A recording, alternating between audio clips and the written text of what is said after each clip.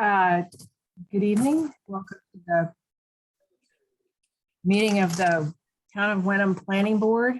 It is Thursday, March 10th, 2022, and a little after 7 p.m. It's a large group of people here, but the full board is also here. Myself, Ann Weeks, Peter Clay, Dan Pasquarello, Virginia Rogers, and David Harrison. Let's see what to tell you about this meeting. It's a virtual meeting, obviously, for all of us. And excuse me, I'm sorry. I don't see David here yet. Oh, I thought you said he was on. I don't know. I'm here. Sorry, no. Oh, there you are. David There's is here. David. Okay, David is here. Thank you, David. So I'm calling the meeting to order.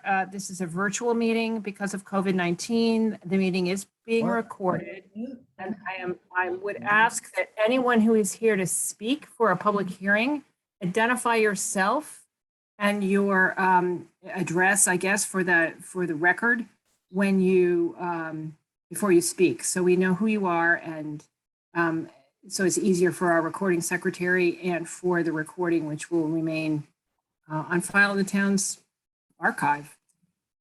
So Margaret, the first two items are continued public hearings. Did you want to present anything on that? The first one is on 16 Larch Row.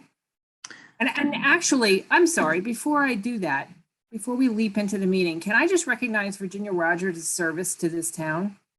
This is her last meeting of the planning board. She's not running for a re-election.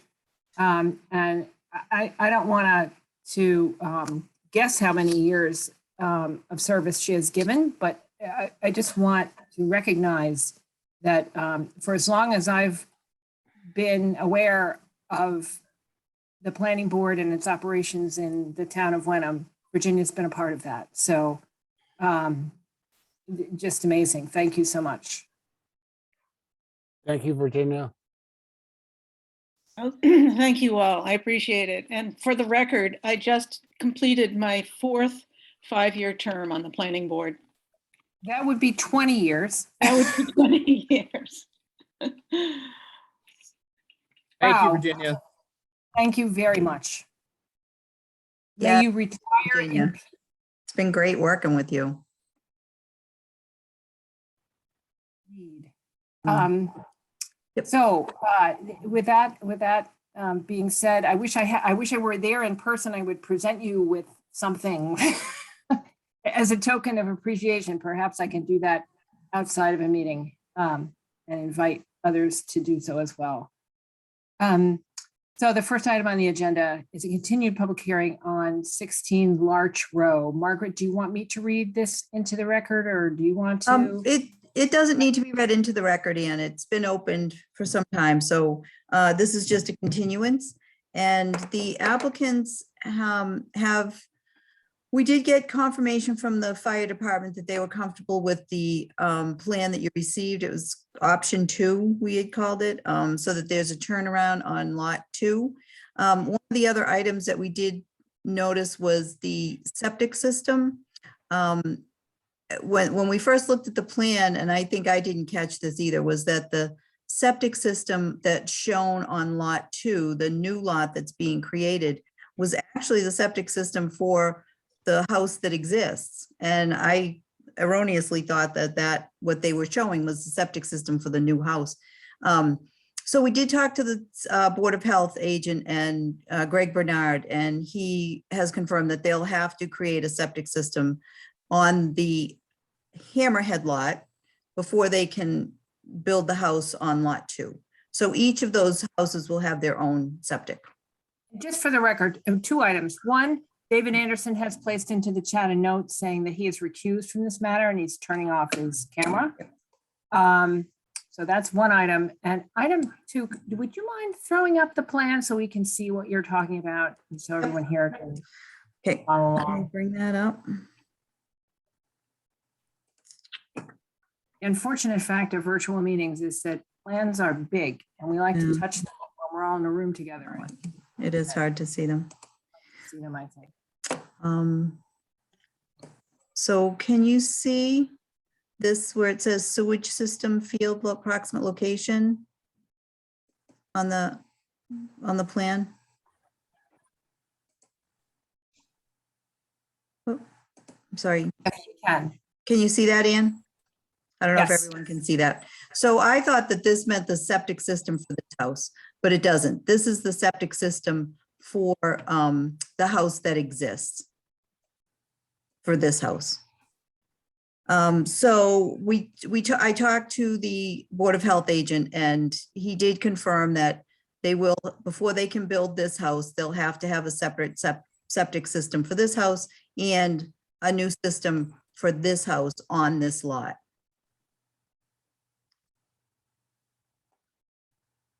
And that note has been added to the revised plans.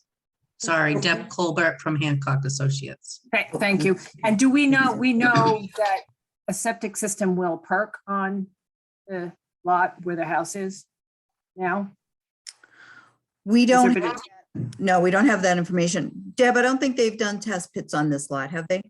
No, we're waiting for all the approvals before we spend more of our clients' money. Mhm. But we feel very confident that we'll be able to, but obviously, if we can't, then then we won't be able to build on lot one. Right. So, And so I did send you a list of possible conditions for this project, depending on if the board chooses to close and vote on it tonight. And one of those additional conditions would be that they can't build this until they get the septic system.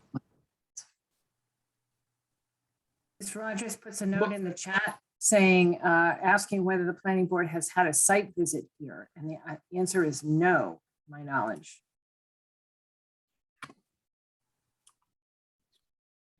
Mark, can I ask a question?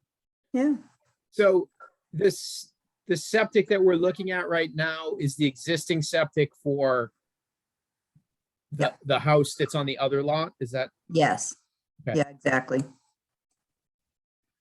and the reason why they put it there was so that they did not have to dig up their beautiful lawn and gardens. And this was a big open field. And obviously, there is plenty of room on the existing lot number 2 to find a place. So, I Yeah. assume there's also enough space on, is that lot 1, new lot 1, proposed lot 1? yes. Okay. The intent is to inspect the existing septic field, and hopefully it will pass, and we will just need to install a septic tank and disconnect from the existing system and tie into the new system.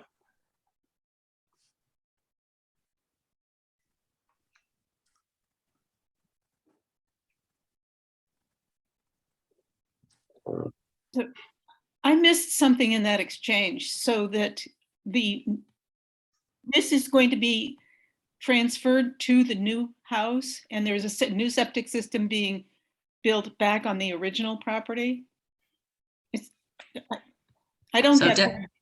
Yes. Yep, Deb Colbert for Hancock Associates. So the intent is to do soil testing on lot 2, which is the existing house, Yes. and find a location for that new septic system. We'll reuse the existing tank and we'll put it in a new field. And then the intent, hopefully, is that we will be able to use the existing field, which is located on lot 1, and just put in a new septic tank and tie into the existing field. That's the intent. And of course, like the Board of Health has mentioned, we won't be able to build on lot 1 until lot 2, the existing house, has a new system that is approved by the Board of Health. Gotcha. And that note is on the plan. I'm sorry you had to repeat that, but thank you ever so No, much. no, it's okay. Yep. It is a bit confusing, and I'm wondering if we want to add that as a condition if we decide to move forward and approve the plan tonight. Yeah, I have it as a recommended condition. Special conditions on the permit. Does any member of the board have any other question about this at this point? Do you want to say anything further, Margaret, about responses from anyone in town? Paul, or is there anyone from the public who has commented further since we last met on this? No, I haven't had any comments from any other members of the public. We did resolve the issues with the fire department. So it's, the fire department is comfortable with the design as shown on this plan. And there was a letter from the water department that is also, they're also approving of the plan as long as we meet the town of Wenham's rules and regulations for water design services. Yeah, I think we had seen that. Eric usually sends the standard information. Yeah. That they have to adhere to all their regulations, and that will be part of the decision also. Any other member of the board who has a question about this, or I have We one more proceed. question. go ahead? And that is, I don't see on this plan, I don't see any contour markings. So I don't know what potential issues we should be looking for. For example, is there any grading issues with this new driveway? Is there any dips and worries about runoff? And there isn't enough information here for us to decide if there were to be those issues. Ms. Colbert, are these not the contour lines on the dotted Oh, I guess they are. line? I'm sorry. No, I just want to make sure that those are those existing or are those proposed? They are existing. Mhm. We will go into further design of the house, but it's a very flat site. Right. And Yeah, The those are house 1 design foot will- apart. I see. Thank Yeah. you. The house design will have to go through the building department. Yeah. You're approving the lot itself and not the design of the house. I was thinking about the driveway. Yeah, Slope of the driveway looks pretty flat. Right. 1 Thank foot you. contour. This is my last opportunity to just. Go, Thank you. you know, ask questions. You go, appreciate Virginia. your service. You're very comprehensive and careful. Truly do appreciate that. Margaret, do you want to run through the conditions, the Hammerhead Sure. Common Driveway Special Permit Conditions draft that you circulated? Yeah, Um, let me pull that, I'll pull that up. I will try to pull that up. There we go.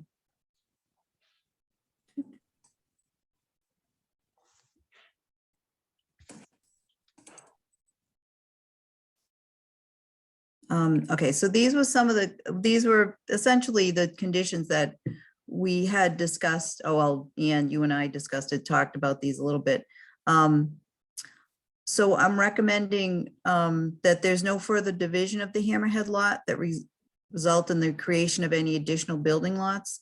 That's kind of been standard language that we've used on most Hammerhead lots that you've done.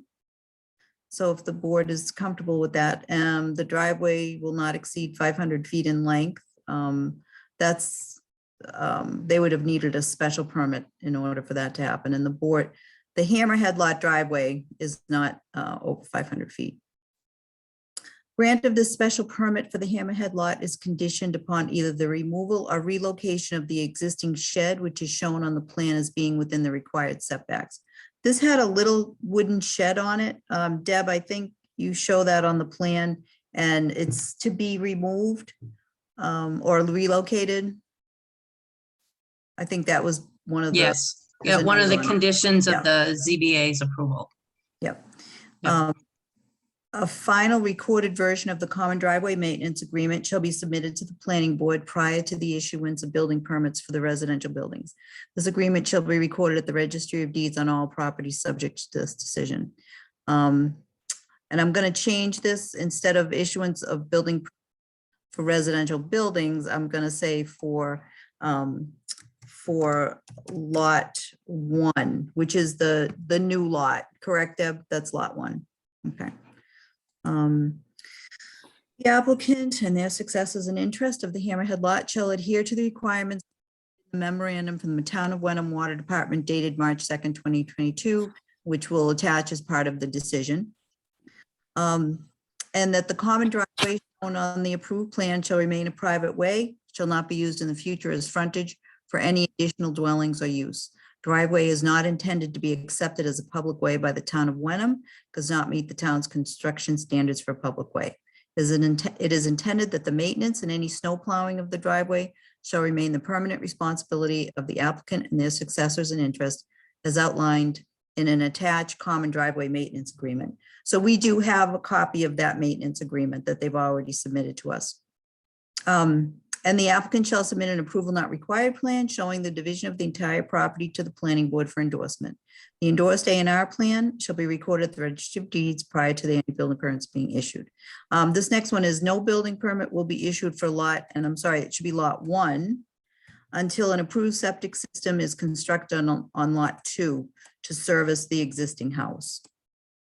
That covers you for, to make sure that they're not having a house built on a lot with a septic system that's servicing another property. That could be. Margaret, do we need to say no building permit will be issued for lot 1 until an approved septic system is constructed on lot 1 and an approved septic system is constructed on lot 2? I mean, I think we want to make sure that there's. No, the building permit for lot 1, which is going to be the new house, they could get a building permit without having a septic system constructed on that property yet. So if imagine if there was no septic system on there now, it would just be a vacant lot. They would get their building permit along with their septic permit, at the same time. But we don't want them to get a building permit for this new house if there's no septic system on the existing house. We want to make sure that that septic system that's on lot 1, the new house lot, is built, that there's one built on for the existing house. That I understand. I just think that it presumes that the system on lot 1 that exists now will be appropriate for lot 2, that it's going to continue to work, that it does work now. Do we know that? No, we don't.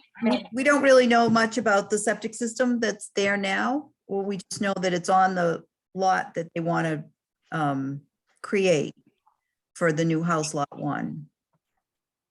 Would we not want to? I mean, it works now, but before they can build that house on lot 1, they need to get a working septic system on lot 2. That's what we want to make sure of. That doesn't make any sense. What if they're unable to put a septic system in on lot 1? Correct. That's my question. What happens then? They can't build a house on it. You You can, just told us they can get a building permit.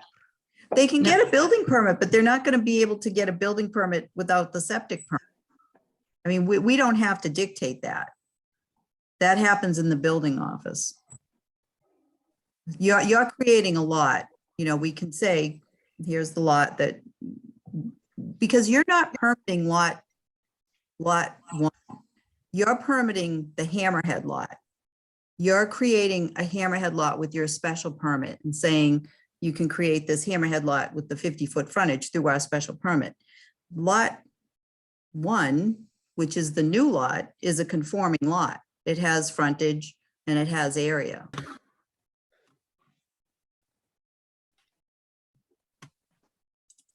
And you can't get a building, I'm sorry, may I speak? Yeah, of course. Yeah, so you can't get a building permit without an approved septic design. And so in order to get a building permit, you have to go through Board of Health to get approval for a septic design on lot 1. You're saying here, you can't get a building permit for lot 1 until you actually have constructed and connected a septic system for lot 2. Right. No, I understand that. I just think it just occurred to me, it seems logical that if we're adding this condition, that we would also condition the approval on septic systems working on both lots.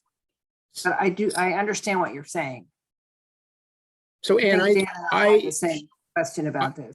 I think I have the same question, and I think what you're saying is, I mean, if we're granting a permit for lot 2, shouldn't we know that lot 2 has the septic system on it?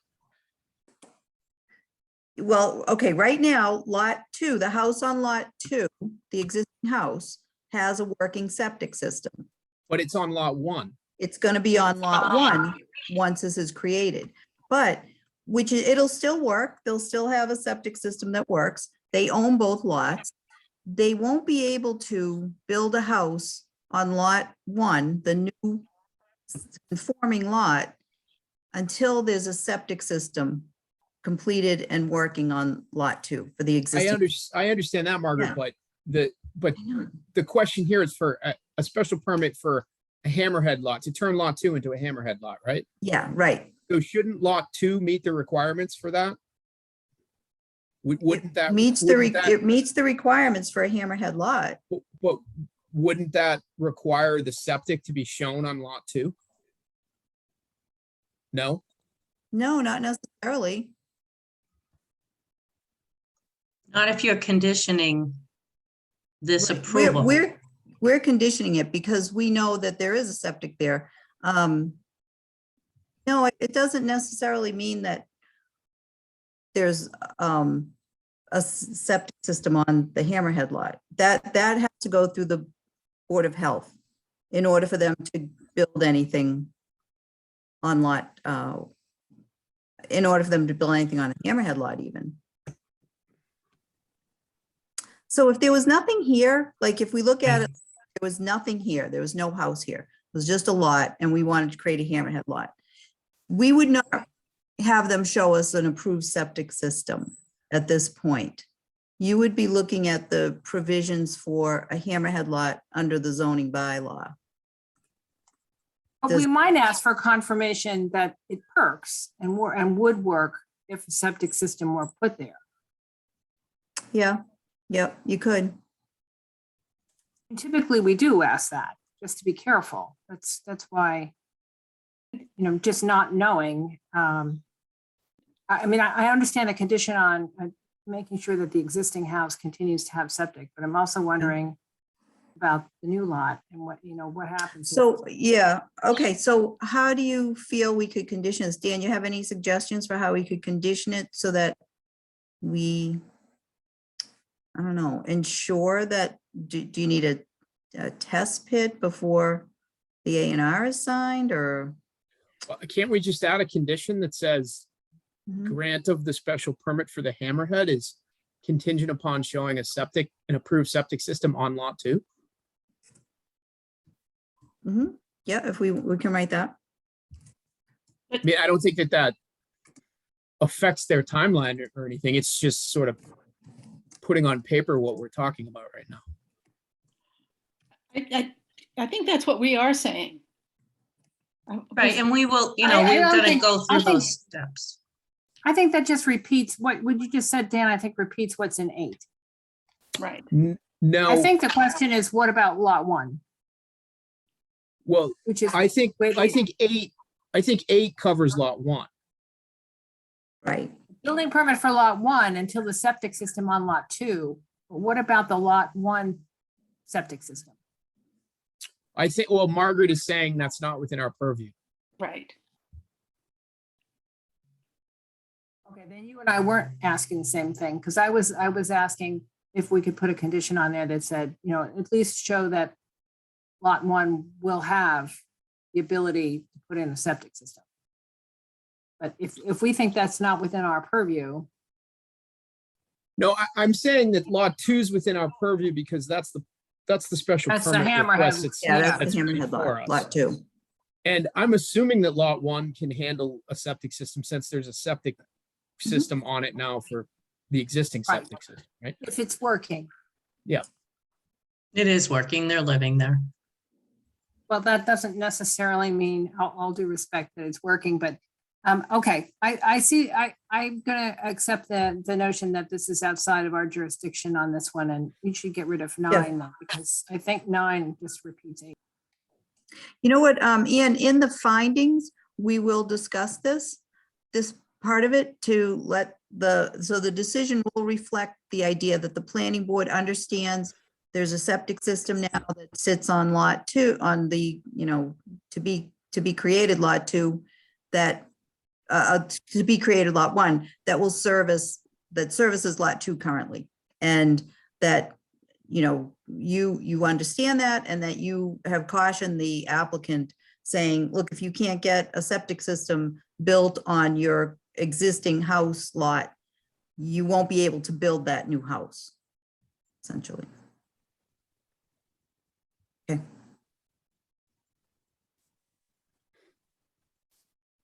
Is there any further discussion from any of the board members on any of this, any of these conditions? If not, I think, are we ready to take a vote on this? Ian, I don't know if there's anyone here who has comments on this project from the public. Haven't, Yeah, I thought I had asked for that earlier. you? Apologies. You did. sorry. Yep, okay. Great. So, hearing none, we can close this public hearing if the board is amenable, and I would take a motion to approve the special permit for the Hammerhead lot and the common driveway with the 8 conditions as we see them on the screen and as Margaret just read through them. I don't think we need to read them again. Do I have a motion?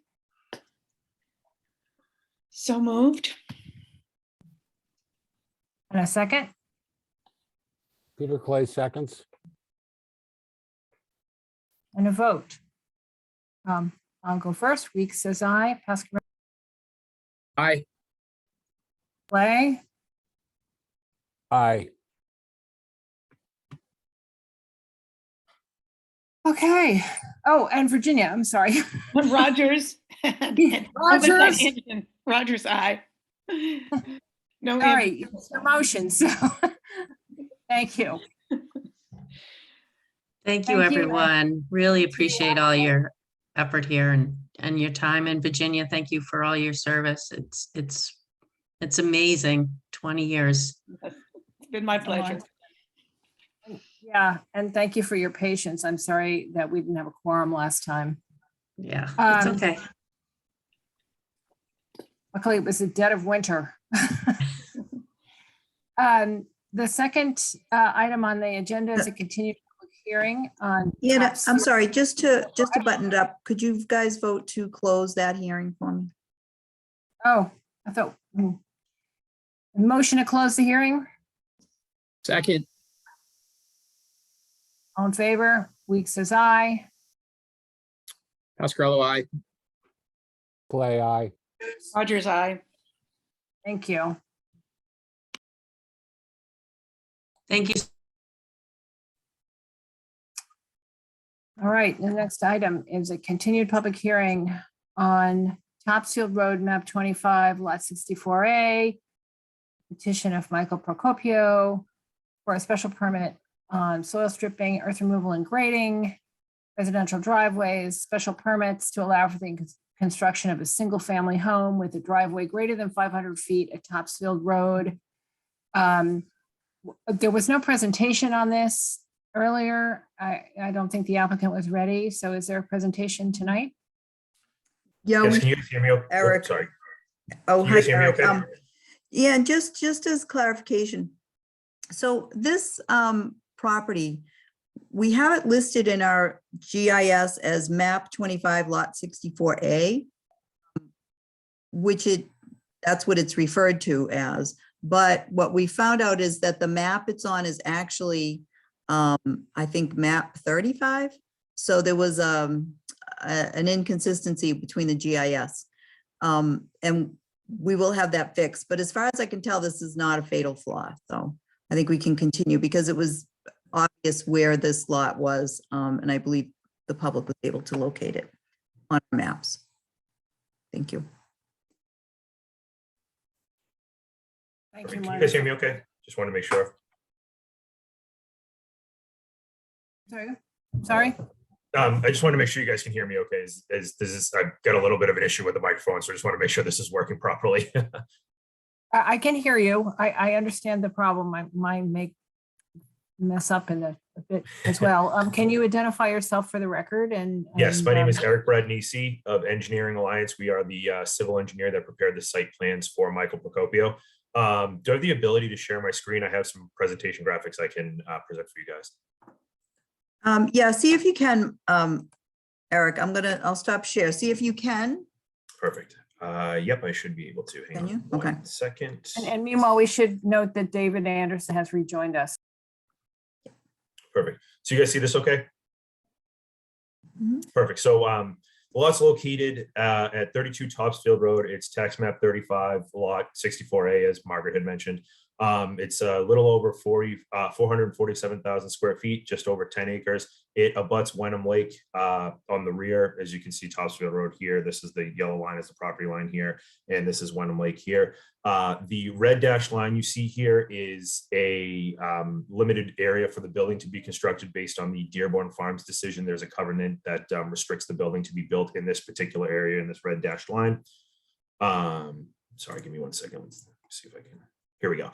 So this is the site plan with the topography on it. As you can see here, there's a pretty significant topography change. We're at about elevation 70 at Topsfield Road. We drop all the way down to about elevation 52 here and come back up to that elevation 70 at the location where the building needs to be built. That's the red dash line. The light blue line here is the zone A from Wenham Lake. So there's some restrictions on stormwater, building stormwater management features in that area. The blue line is the limit of the floodplain overlay district, and then the green line is the limit of a 100-foot buffer zone to the wetland associated with Wenham Lake at the rear of the property. Sorry. So this is just a colored up site plan. The beige here is the location of the building. The gray area is the proposed driveway. The light green would be grassed or grass sloped area, and then the dark green is just the limit of the wooded area and clearing here. So you can see those same buffer zone areas we had on the plan previously. We have the original plan you guys received had shown some work that was going to be happening beyond this zone A line and some grading that was beyond the covenant line. There's been a fairly extensive peer review on this project where we have had two responses to the peer review, and we've answered all the peer review comments and questions. So in doing that, the plan has been modified to keep all the grading and work within the covenant limits. It's actually grading needs to be based on that covenant language within that red dotted area. Just the driveway and septic are allowed on the outside. So as you can see, the driveway's out here and the proposed septic will be down in this area here. The driveway it does exceed 500 feet, so we're requesting a special permit. The length of the driveway is actually approximately, it's 710 feet to where this turnaround is, and with the turnaround, it's about 770 feet. We had previously shown the driveway coming straight out to Topsfield Road at this location, but during the peer review process, there was some concern about site distance. The grade change here on Topsfield Road, and also the curve of Topsfield Road down here, there were some concerns about stopping site distance and seeing cars coming in those directions. So we moved the entry point basically to the lowest point we can have it down here on the property to come in, and then we you see this S curve here to turn back into where the previous driveway was shown as well. So we have done stormwater calculations that were provided. We meet all the stormwater requirements based on the stormwater standards for the state, which is part of the special permit requirements as well.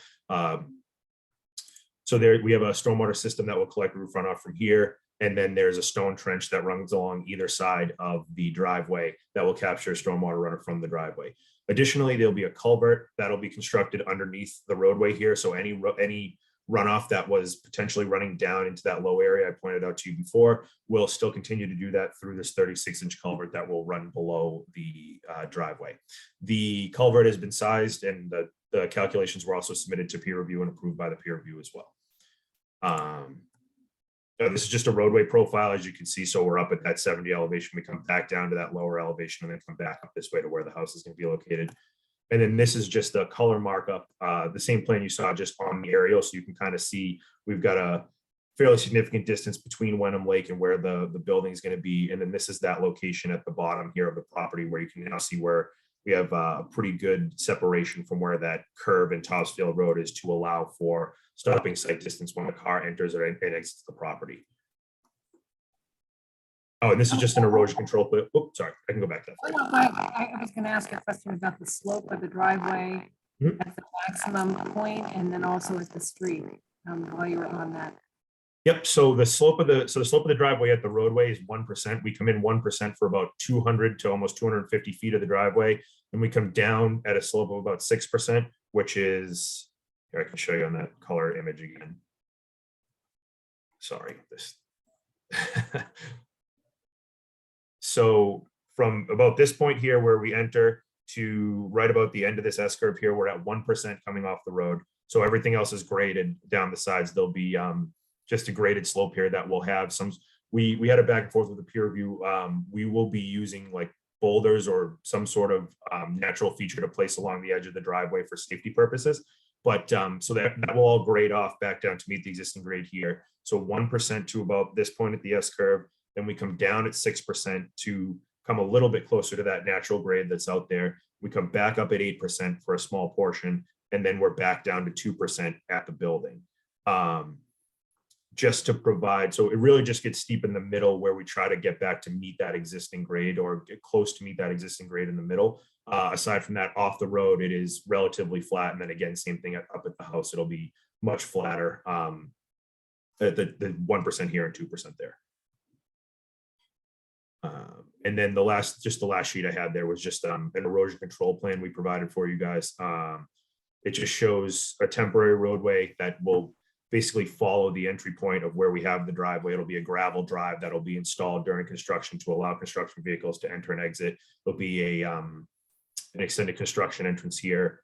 And then we'll have erosion control measures, hay bales and silt fence, and straw wattle and siltation fence at both the top and bottom of the proposed sloping areas. So that way it'll prevent any erosion from leaving in that area and protect the resource area further away there. And then, as I mentioned previously, we did go through a pretty extensive back and forth with a peer reviewer. There were a few changes to the plans, as I had mentioned beforehand, and we did get a clean letter back from the peer review saying that we met all the questions and comments that they had. Eric, this is Peter Clay from the planning board. Can you go back to that kind of colored chart? Sure. Yeah, that one. This So, one? Sure. yeah, so if I'm like over to the right side of this image, Mhm. can I see that house? Down from the lake.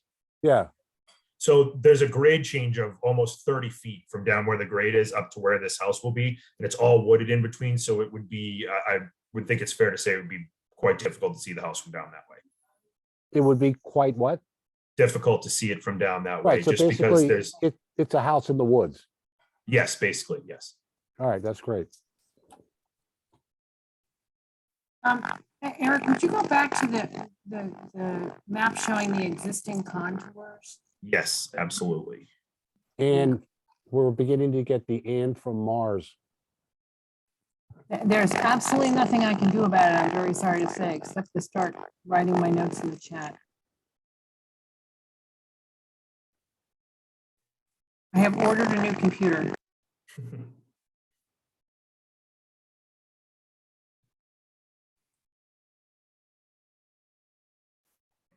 I think this answers my question, which is whether that steep grade was a result of the contours.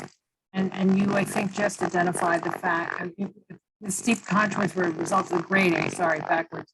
And I That think is correct.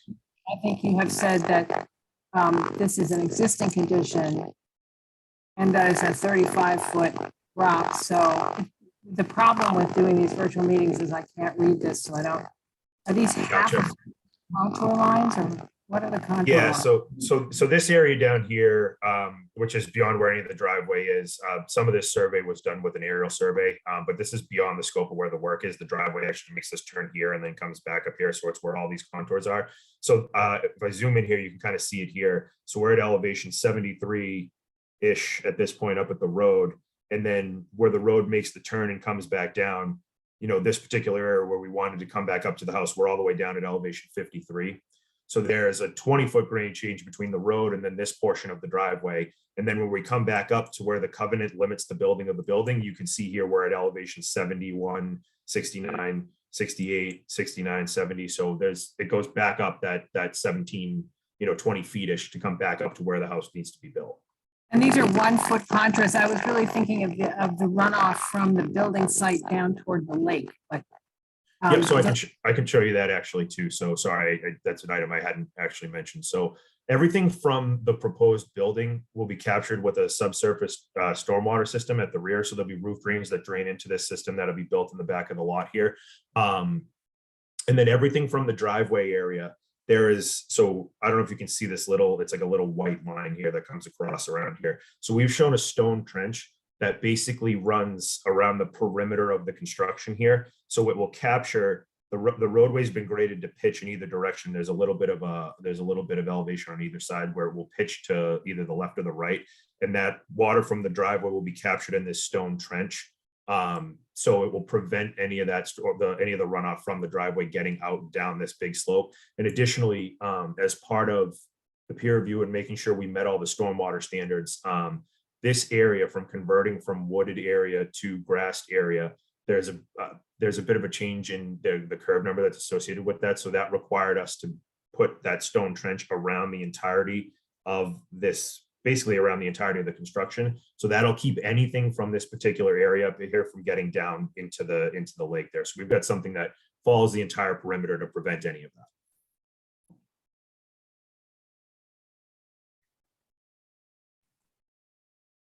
Thank you. Is there anyone from the public who would like to speak to this? Or maybe I should take questions from the board first. And excuse me, I just wanted to let you know that Sue Carter is here. She was our peer reviewer on this project. So Sue, I don't know whether you want Sue to just give you her feedback on the project and we hands on it. That would be great. I can't tell who's here other than the 4 people who show up on my screen on the left. Yeah. I know there are a lot of folks on the call, so thank you. I'm Sue Carter from Places Associates. I am the peer review for this project. And Eric is correct. They were very responsive and responded to all our questions and concerns. They've made modifications. They meet stormwater regulations. I asked that they give us some beefed up erosion control notes in the event that we have another summer like we had last July with the heavy rains, and they were very responsive, and all my questions and concerns have been answered in this project. They gave us full truck turns, routing the fire truck from the road all the way up and around the little turnaround in front of the house. They've done everything and shown that this site does work in accordance with the regulations and stormwater standards. Thank you, Sue. Barbara, did we have a letter from the fire department on the grade of the driveway? Was that a concern? Or? Well, I got some comments today that I sent you from Jeff Baxter.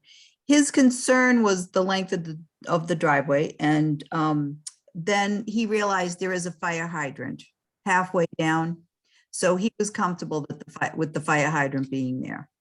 I haven't heard any more from him, but anything else, one of the, we can always condition that they have to adhere to fire department standards before they go through their building process. So I don't know if, occasionally he'll have, he does comment on the structure itself, but that is not what we're dealing with here.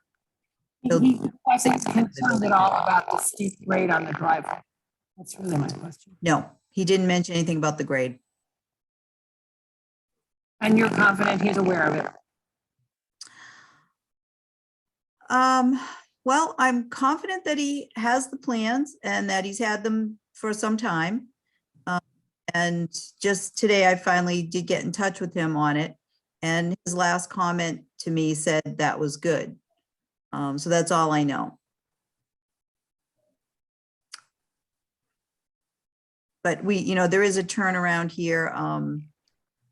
Are you referring to where the road dips? Or the drive dips? That grade in that Hmm. section between the culvert and the house. Yeah, this midsection here. Yeah. Jeff did not comment on that to me, Ian. I don't know. Sue, do you have any thoughts on whether a fire truck would be able to maneuver through that? A second. Okay, it's an 8% and I see no issues with that. What I was very pleased to see is at the beginning of the driveway where there's more of an S turn, they kept the grades very gentle there. So if you had a fire truck coming in, going through that curved area, it's a gentle slope, so there's less of a chance of having an issue there. And where the steep 8% grade is, it's a straightaway. So I think that's, the geometry works horizontally and vertically for the site. Thanks, Sue. Thank you. Is there anyone else? Is there anyone else on the board who has questions before we ask for public comment?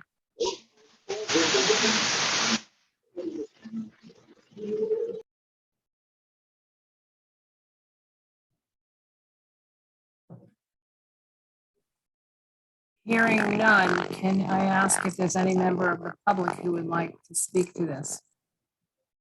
Who's on the, and identify yourself before you give your thoughts, please.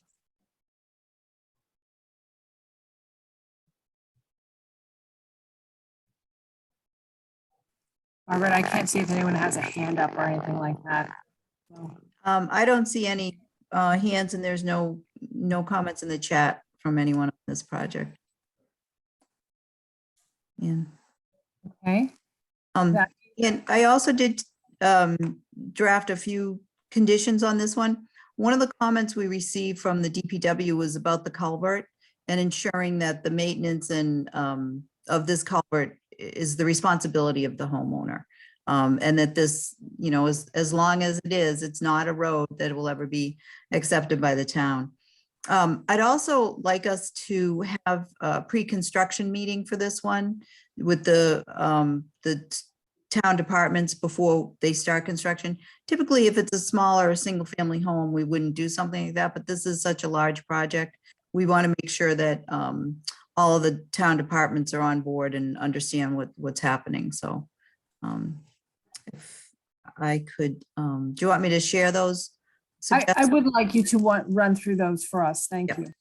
Sure. Hey, Margaret, Okay, yeah. so who looks after the fire hydrant?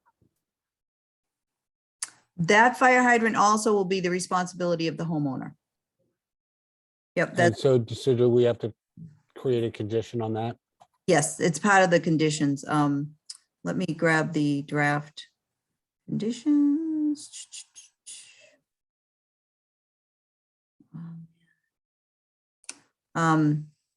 You know what, they're not up here on my screen. Let me, if you can give me 1 minute, I will, I'll pull those up.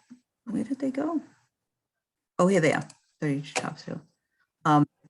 So what I was thinking on this was, let me just make it to where I can see it. So Hey, Margaret, yeah, can I just tell you something?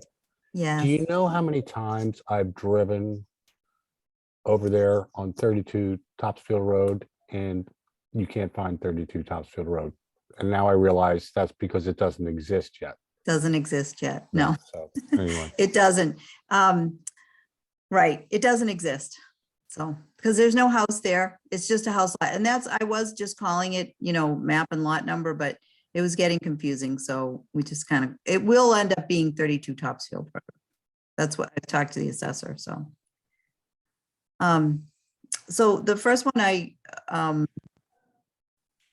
I suggested is it's intended that the maintenance of the culvert and associated stormwater drainage structures and the fire hydrant shown on the plans shall remain permanent responsibility of the applicant and their successors in interest. The applicant shall have recorded at the Essex County Registry of Deeds a copy of the deed to the property that in responsibility of the maintenance of the culvert and the fire hydrant will lie with the property owner. And a copy of this deed shall be submitted to the planning department prior to any construction or clearing of the site.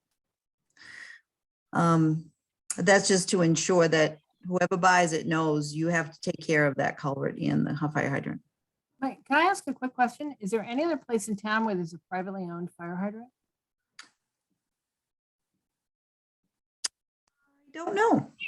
There is Okay. a fire hydrant that was built on our property as part of the development of William Fairfield Drive.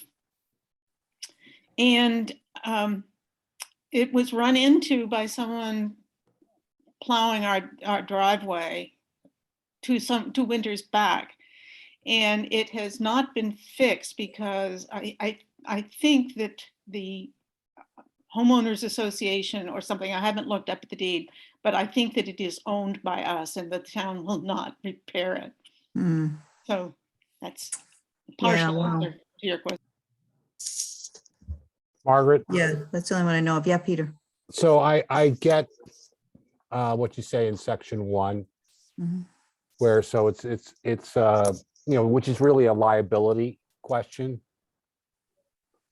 But what, you know, what I think that they should have to, the town should check that to make sure that system's working. So that, you know, we don't want, you know, that whole area to burn down because they did a shitty job keeping up the system. Okay, yeah, no, I get that. So that the fire hydrant needs to be inspected and approved by the fire department, I would assume. And I don't know whether, you know, what, is it 1 year? Is it 2 years? Is it 5 years? Is there a periodic, inspection? I'll check with the fire department on that to see, maybe they do have a schedule where they test fire hydrants. I think they Can do. I just Yeah. speak to this momentarily? So the property owner is fully aware that he would be required to maintain that, maintain the hydrant and the culvert. He is like fully committed to doing so. So it's something where, you know, if it's deeded as you have in condition number 1, he is happy to make sure that that thing is maintained at, you know, at all times as necessary. Right, no, Yeah, I'm sure so- he is, but go ahead, Dan. That, Peter, just to respond to your comment, I mean, I think it's in the property owner's interest to make sure he installs it correctly and that it works, because I'm assuming it's for the benefit of just that property, right? Yeah. So if it doesn't work, he's the one who's gonna lose. yeah, but you know, people do weird things. Okay. And so I just want to protect that part Yeah. of Wenham from burning down because somebody decided that, yeah, I did say I was going to do all this. And oh, by the way, yeah, I'm going to burn down $1 million house. But I don't care. People are crazy.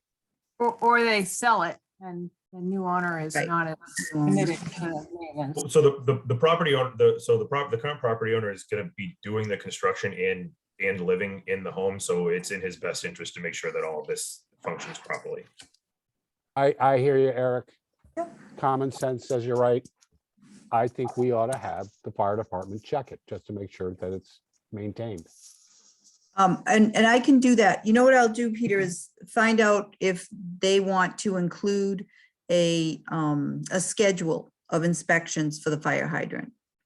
Maybe we could include that. So That'd be between great. when I the think that would be great. Okay. Yep, I will add that. Include a schedule of inspections for the fire hydrant. Okay. Yeah, because I understand what you're saying, and future owners may not think that's a big deal. And it would be awful to see it burn down because the fire hydrant wasn't working. Okay, Next one is the applicant and their successors in interest. Oh, you know what? This is one, I'm sorry, I forgot. Eric, you saw the note I sent you today. Their original plan showed a 6-inch water main, water line. The water department wants that to be an 8-inch water line. So we will have to get a revised set of plans. So I wanted to touch base with you guys on this as well. Is there some sort of a condition that we could put into this where, you know, if we prove that this meets the required pressure and standards, that it could remain a 6-inch main, especially if it's going to be something that's privately owned and privately maintained by the property owner? Like if we provided you guys with the data showing that the main will meet all the pressure requirements and everything that's necessary. It would have to be approved by the water department, by Eric Field. Do you want to wait and confer with him to get that response? Because if Eric decides that you can make this a 6-inch main, a 6-inch water line, then I think the board would be okay with that. But yeah, I mean, is it? Right. I guess what we'd like to do, because we, if possible, and if the board, we'd like to move forward with the vote this evening. But is it something that we could? Is it something, like I said, that we may be able to potentially condition, where we say, we are more than happy to provide, pressure testing data. We can, check the water main out in the street and provide all this information that the 6-inch main would be adequate. And we could, make sure that it's approved and signed by the water department as well. Margaret, can we just modify condition 2 to say Exactly. shall adhere to the requirements set forth by the town of Wenham Water Department? Yep, we can do that. And then if after the fact, if they work with the water department to do a lesser water line, that's up to them. Yes, that would be great. Okay, to the requirements of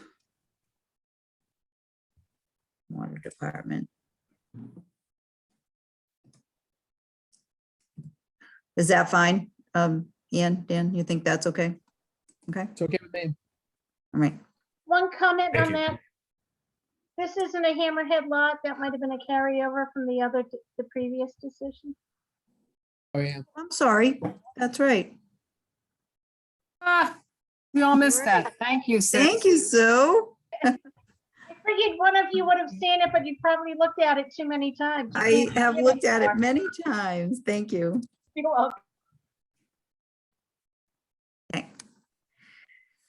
So the next one is what about the pre-construction meeting? And so there'll be a pre-construction meeting at Town Hall, hopefully not virtually, at least 3 business days before any clearing and construction begins, with all town departments invited to attend, with the applicants represented by their construction manager.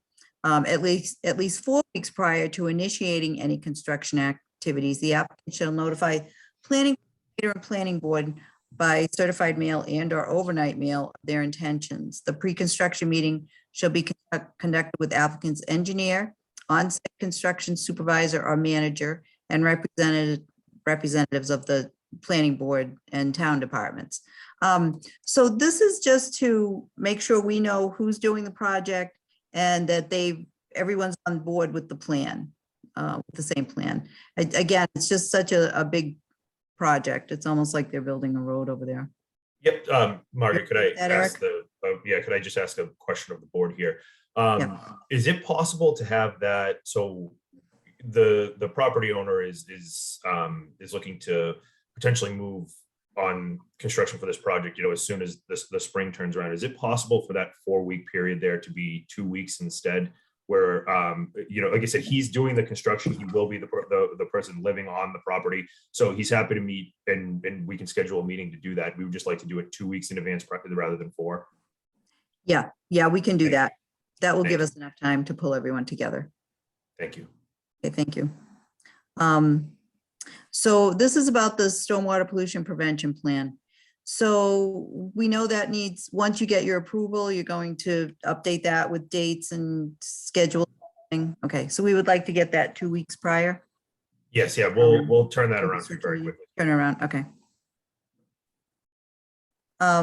So the fire hydrant shall be installed and operational to the satisfaction of the fire department prior to the start of the construction of the single-family home. Is this the place where you might want to put in the and shall be inspected, la, la, la? Yep. Thank you. I will. And I'll fill in a schedule of inspection once I talk to the fire department. Annually? I mean, yeah, I think better to come from them. Okay. Sorry, can I ask another question about this one too? My apologies. Just there's a few things like with the, again, it's all sort of time oriented here. Is there a possibility for this to say rather than prior to start of construction of the single family home, can this be Yep. prior to start of wood framing of the single family home so that some of that, Yeah. some of the building can be under construction at the time? Yeah, I mean, I think that's okay. So you understand the reason for having this fire hydrant in place before the construction start is that during construction, a building can catch on fire. Yes. So I don't know if the board's comfortable with this just prior to what any, I would think this would be something we would have to hear from Jeff on. Baxter. I mean, is he comfortable with that? I mean, it's so- Eric, do so- you mean like you want to put the foundation in? Is that what you're saying? Exactly. Yes. for the fire hydrant. Yes, exactly. I mean, if he's pouring a foundation, I don't have an issue with that. Okay. So, Yeah, so it would, so the fire hydrant installation would basically, it would be concurrently, basically, as he's pouring the foundation, he'd be working on installing the line and the hydrant as well. It's really just, it's semantics, really. I know it says it's construction of the single family home. The foundation would be concurrently installed while the utility, the fire hydrant and the water main were being installed. It's just something that it would, like I said, rather than prior to construction, I guess it would technically be concurrent with the beginning of construction. I know that's a little wordy, but Or I think that the wood framing, you know, yeah, that, again, that could be too, yeah, prior to wood framing. Yes, that works too. so, not to out anal the lawyers on the planning board. There's a schedule for flushing hydrants. So it's not just that that it should be inspected, but they should like follow basic Hmm. processes. Maintenance. Because they do flush those things fairly, I think it's annually. Yeah. Okay. It's a good point. What, I mean, don't we want to say something here like, this is Dave Anderson, shall be inspected as directed by the fire department? I mean, these things can change over time. I mean, I would just say it's at their direction, and also on the fire hydrant, you know, the prior to the start, I mean, it's almost like,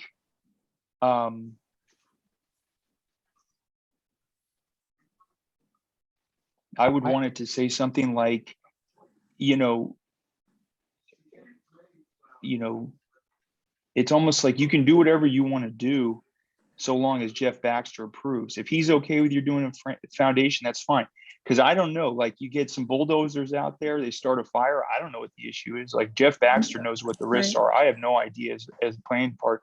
So I would say you can't do anything on the site until I don't want to say you can't do anything. I don't want to be overly strict here, but I just want to defer to him entirely and say if he's comfortable with you building the house before it's operational, I'm not going to stand in the way of that because he knows I don't. We're happy to, so again, I guess it all comes down to language, right? Like we will constantly be in coordination with water department, fire department, like any department that needs, you know, any type of heads up with any of this work. It will be constant communication to make sure that we do that. So I guess as far as the condition goes, I guess it's just particularly the language that's in there as to how to address that. So I have a question about this. There seems to be two different issues going on with the fire hydrant. Maybe I'm wrong, but Peter, clarify for me. I understand making sure it's operational when it's put in. right, during construction. But is there a second phase of this where we're saying this is gonna be annually tested by the fire department and flushed on its regular schedule? It should be treated as if the town owned it. Well, so my understanding of condition one is that we have condition one for exactly the opposite reason, that this is a private roadway, this is a private fire hydrant, and we don't want the town assuming obligations that it doesn't ordinarily have. So my question for this is, I think there's a difference between making sure it's operational at the outset and some sort of continuing obligation, because this is private property and it's a private fire hydrant, right? So again, it's in the homeowner's interest to make sure the thing works. I disagree. We need to Well, make sure, we I need to I make don't want to sure, throw onto the fire department obligations that they don't necessarily want to have. well, all they have to do is inspect it. I suppose it's possible for a private entity to flush the hydrant and to inspect it and to report, to drop some paper on the fire department saying that that's been done. Well, I mean, and then there's the private property question, right? Which is, this is a private road, this is a private hydrant. I mean, are we gonna have this obligation going on forever? I guess forest fires are a public Yes. concern, a public health issue. So Yes, I agree. So and again, we're back to asking for, it's a very long driveway. It is. I mean, it's something, is it something that, I guess if we go back to condition one, as far as inspection and if concern is with inspection and making sure that it's still functional, is there some sort of middle ground where, the applicant can provide like an inspection report to the water department, the fire department, like, on whatever regular schedule that they have for that, to do that with the public hydrants, it could be provided, by the property owner, just he could have the inspection done and provide, a report on the inspection. I just disagree with that. I just fundamentally disagree with that. The fire department should make sure that that fire hydrant works as well as any other fire hydrant in the town. I strongly concur with this. Again, being in the same situation. 20 years. Look, And I if- understand. My problem with this is that if you want to do that, then make it a public fire hydrant, but it's not a public fire hydrant. I mean, this is a private property issue. So I get that, Dan, but it is in the town's interest to make sure that it is maintained. If they want to charge a fee for flushing and for making sure that it's working, whatever they do to others, then they could do that but without giving the ownership to the town. I think it's good to require that it is inspected and flushed by the town. And if the fire department so desires to charge a fee to the homeowner. But it Well, should be done. I agree it can be done, but if it's a private roadway and it's a private hydrant and we want to impose that obligation, there's got to be consent, I think, from the landowner on this. This just strikes me as we're trying to have it both ways here. We're saying this is going to remain a private roadway. It's a private hydrant, but we're going to impose public obligation. I'm not sure we have the authority to do this, frankly. What I can do, we can maybe hold off on this one and I can talk to Jeff Baxter again and see what his take on it. He didn't have any real comments for me today about the fire hydrant, so. Yeah, and Margaret, could you Let's go by just, what I was done think the before. concern, I'm sorry if I'm garbled. I think the concern is there's a steep driveway that maybe you can't get a pumper truck full of water up. You have to have a hydrant. And you want to make sure the hydrant works because this is a house in the woods right near other houses in the woods. And if a fire broke out, you would want to be able to put it out. There's basic questions about that. And what does he need in order to assure that? And not just for this this property owner, but this house is close to another property line. And if the woods catch fire, the other house will go too. So I do think this is a public health and safety question that we really should have resolved. I agree. I just want to stress that the property owner, like I said, he's doing the construction himself. He'll be living in the property. That he has no plans to sell this property once it's constructed. As we sort of mentioned previously, it's in his best interest to make sure that this thing is functioning properly. And as Dan had mentioned, a big thing is he's very willing to commit to maintaining that hydrant, maintaining that main, providing any type of inspection report that's required, providing any type of documentation that water department, fire department may need to, show that Eric, this thing is functioning properly on an annual Eric, basis. That's excellent. That's excellent. And what we want to make sure is that willingness to do that runs with the property and goes to the next successor in interest if there is one. I think Understood. that's the issue. If I could make a comment, this is Sue Carter from Places. The board may want to consider saying that they're required to maintain it.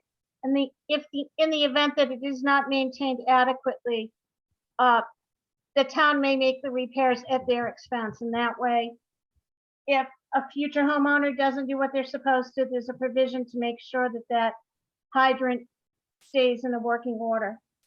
That's a good idea. But we would also need to have some standard written in there that explains what adequate means in this context. And I think that's what we're talking about. I think we should go back to Jeff and say, what would you need? I do just texted Jeff and he's told me that fire hydrants are the responsibility of the water department. So he has no Oh, right. comments on this at all. Well, then we need to get something from the water department saying what they're comfortable with, because Okay. Okay. So, and that's, we are totally understand. And is this, so I guess in terms of what the board is looking for in a condition, is this something that we could continue to work out with the water department? So have this condition in the decision and continue to work with the water department to make sure that they get everything that they need? I think we could. I think we could just leave it to the water department to determine what schedule they want to be on and who. The water department flushes the hydrants. So whether we'll do this one and keep it in their schedule. I think we have to, at the very least, rewrite 5 to reflect that it's not the fire department's responsibility to set the standards. And then we should probably find out from the water department what they need and whether we write this generally so that the water department will come up with some standards for that. I think that's a possibility.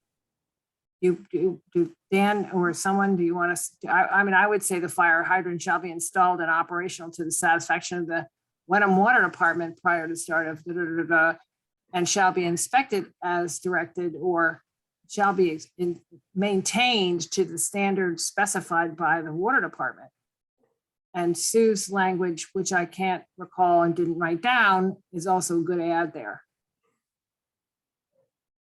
Yeah, So do you want- I think that what Sue had added makes perfect sense as well. I think that's fine, Ann. I think the one comment is if for some reason they have to do any repairs over and above what the homeowner does, the water department is in a much better position to charge the homeowner than the fire department is. So that actually works to everyone's advantage. That is absolutely true. So do you have any suggestion for the language we should use on that?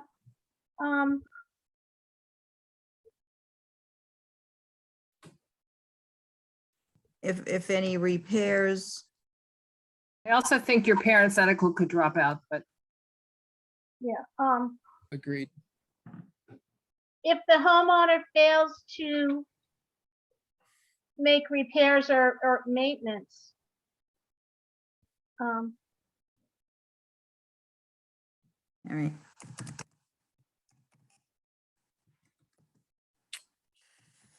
Fails to make any repairs or maintenance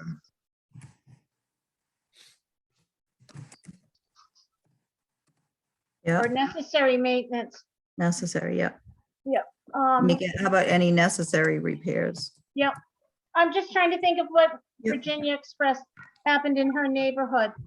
Yep. So they could go in and do that.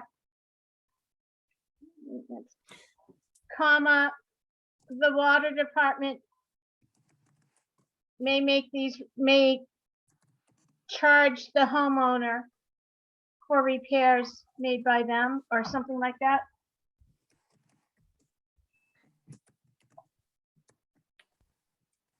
Cost of such repairs, or the Okay, for the- cost of such repairs. That sounds good. Okay. That Okay, reads well. great. There are members of the public putting notes in the chat. I wonder if you have comments on this, if you'd like to identify yourselves, put your hands up and offer those to the public record. Because this is being recorded, so really if there's a public comment, it should be oral. Is there someone who, I see 3 notes in the chat. Hi, this is Rick Woodland. And I think the chat is part of the official record, but we should check on that as a town. I think that does become part of the official record, but That may be so, but I just want everyone on the meeting to be able to have the benefit of your comment. Thank you. I just said earlier about 3 or 4 minutes ago now that we should just have language that it conforms to the water department standards. And then the expense, if it's not, as you did, same thing, just. it's So the it water sounds like department's your issue is resolved. Is there someone else who would like to Thank you. speak? Yeah, this is Dave Reed. I had put a comment in about that there are towns that actually have private, I said fire department, but it's private fire hydrant bylaws like Wayland. And on their website, you can actually see that they have what needs to be done, which defines clearance, visibility, caps removed and moved on a regular basis, hydrant flushing following the DPW guidelines. So instead of reinventing the wheel, it may be best to find some of these and just adapt to it. And my only other comment was that as a town, we need to be careful on Wenham doing these inspections for a private homeowner. Yeah. Because if it doesn't work, then Wenham becomes liable. So in other words, there are companies that do fire hydrant inspections that do it for piers, buildings, large operations. So you have to be careful that Wenham's going to do it and Wenham's going to charge for it. Because then if the hydrant doesn't work, the homeowner could then say, well, Wenham needs to fix my house. Those are my 2 comments. That's a fair point. I was also curious about how they would determine what repairs or maintenance was needed if they don't have periodic permission to go onto the private property. So that's. There are, again, Dave Reed, I did find that there are, what Wayland refers to, private companies. Because one of the things that we need to remember is that private fire hydrants are not unusual. So that buildings will have their own fire hydrants, piers, marinas will have their own fire hydrants, and there are companies that will come in and inspect it. The same way that there are companies that will come in and inspect fire extinguishers and things like that. Okay. So I think Wenham should have the homeowner do it, but without Wenham being the liable inspector, since it's not a public property and it's not a public fire hydrant. Thank you. So should we go back and look at that? Look at like what Wayland's got? And decide whether we think that that's the best approach? Yeah. So- I'll That's my check with Eric question in the Mansfield. beginning. That was my question in the beginning about whether we've ever had any experience with this in Wenham before, because if we had, then we might have a protocol, but it doesn't sound like we do. I haven't had any really experience with them to this point. I'll check with Eric on it. Roger's experience was there isn't any protocol. And there's no repairs. I mean, we have a non-functioning fire hydrant and have for 2 years, and don't tell our insurance company. And the town just won't fix that, Virginia, No, or charge it back to anyone. Okay. Because it's a private hydrant, Virginia? you know, I think that the water department, it just never got on their schedule, and there was nobody to sort of keep at them about it. So Okay. fire department just came and hung a sign on it that it's non-functioning. Got it. So to go back to condition 5. So I think the first sentence is fine, requiring that it be operational before any framing takes place, because Right. that's the safety issue that we're talking about.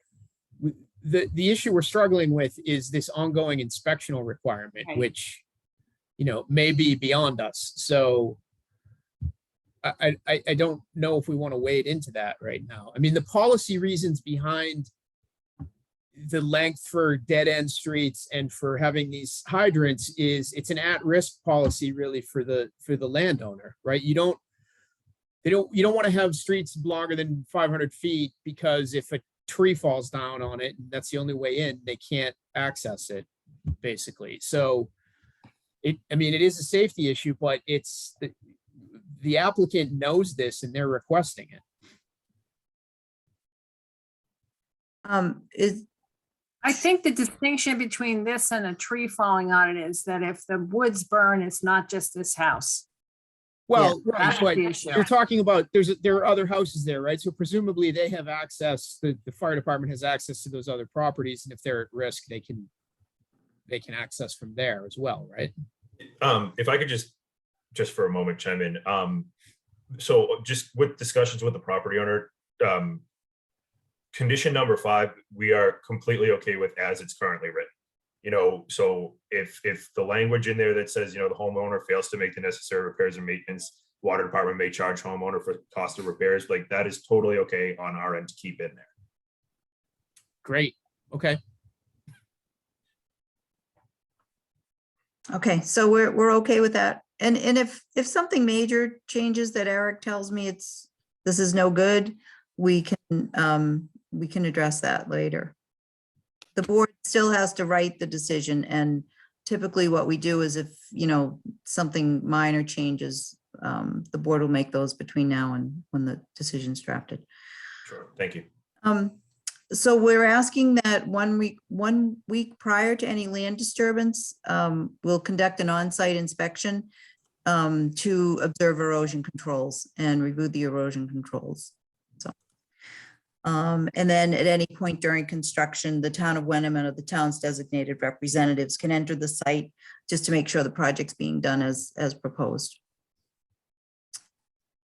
And that was really all I had, because most everything else seemed to be in order. So from Sue's review.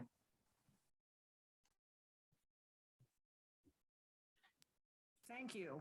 Is there any other discussion? Is there any other member of the public who would like to speak to this? If not, I can't see whether any hands are up. Does not seem as though anyone is unmuting themselves to speak. I guess we should close the public hearing and then vote. Are we ready to do that? Is the board comfortable with that? I see a lot of Yes. nodding. So I'll make a motion to close the public hearing.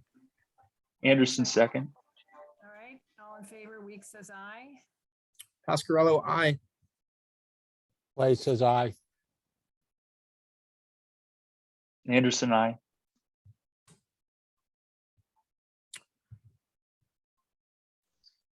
Are you there? Virginia's Sorry, I muted. was muted. Oh, you are muted. Okay, Yeah, Roger's Okay. aye. great. I guess I would entertain a motion to approve a special permit for Topsail Road map. I guess we're gonna say 35 lot 64A. Special permits for soil stripping, earth removal and grading, residential driveways,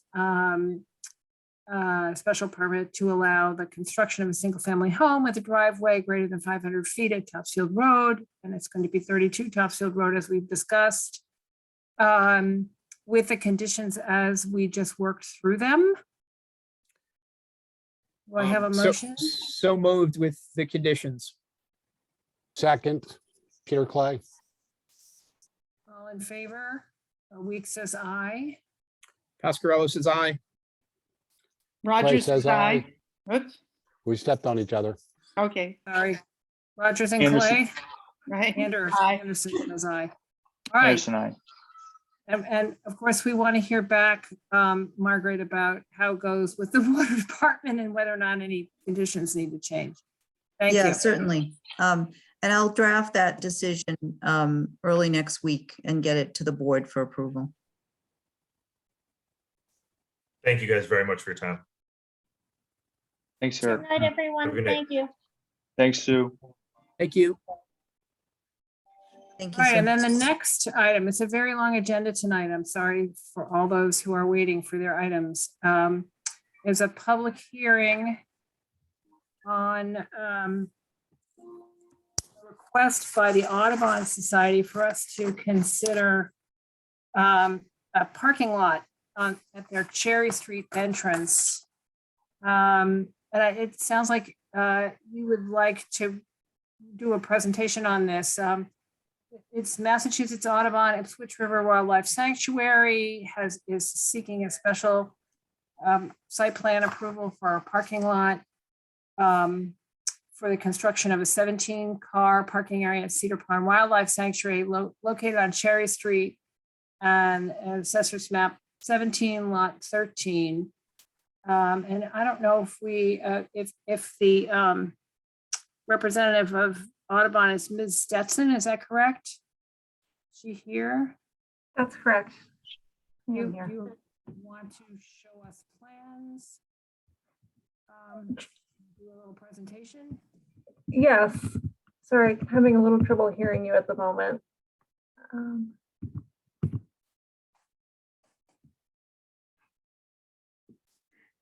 Can you all hear me okay? Yeah. Okay.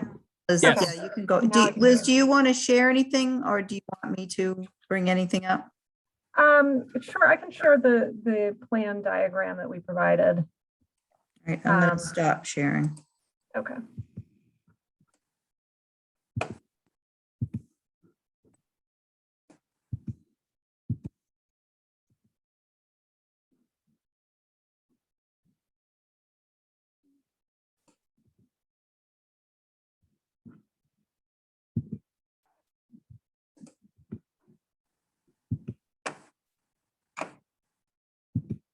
Can you see this plan diagram? Yes, we Okay. can. Do you have a Okay. map showing the exact location? I do not, like slightly zoomed out map. I have this version as well.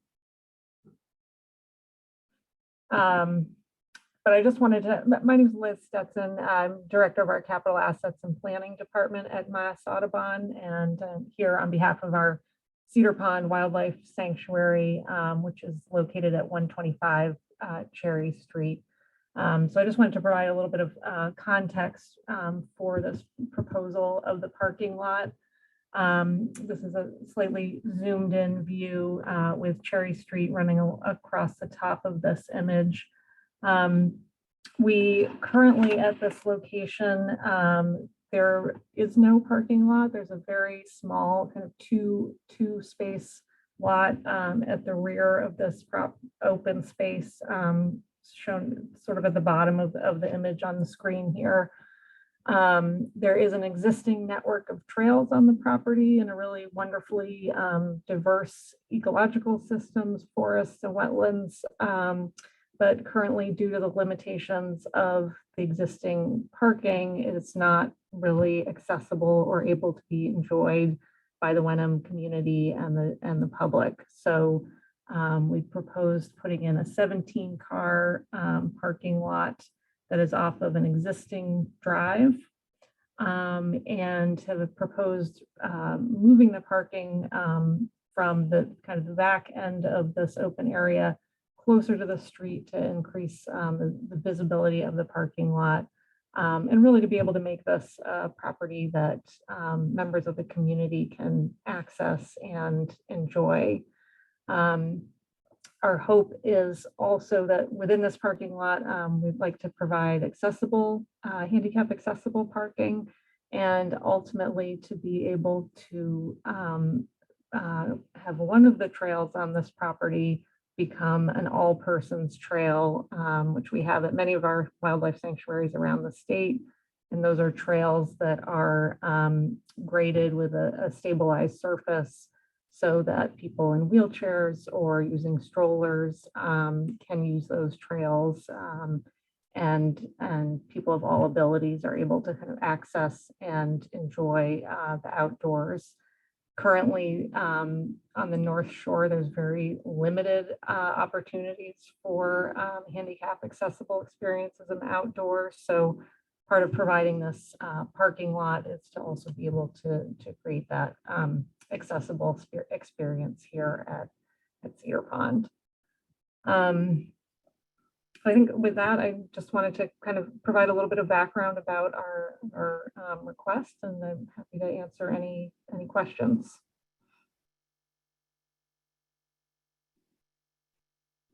And if I could, we've been in communication with them, and they are aware that we are expecting a revised site plan with more detail and an engineered drawing. So we're waiting for that. I'm wondering if it would be possible to let me into the meeting on my phone. It looks like Yeah. it's telling me you have to do that. That way you don't have to hear me sound like Darth Vader. You sound okay right You now. actually sound okay now, yes. Yeah, it sounds fine now. Okay, well, I'll hang up my phone then. It seems to be working better. I just have a basic location question for this. So just to orient, if you're driving from downtown out towards 97 down Cherry Street, is the parking lot going to be on the right-hand side or the left-hand side? I think it's that gray box at the top of the map. That's right. So that's the left-hand side of, so if I'm heading towards This is- 97, that's on the left. That's right. This is top. You can see Yeah, okay. Topsfield Road on the bottom there. Yep, it's on the left-hand side. Yep. And okay, I see it now.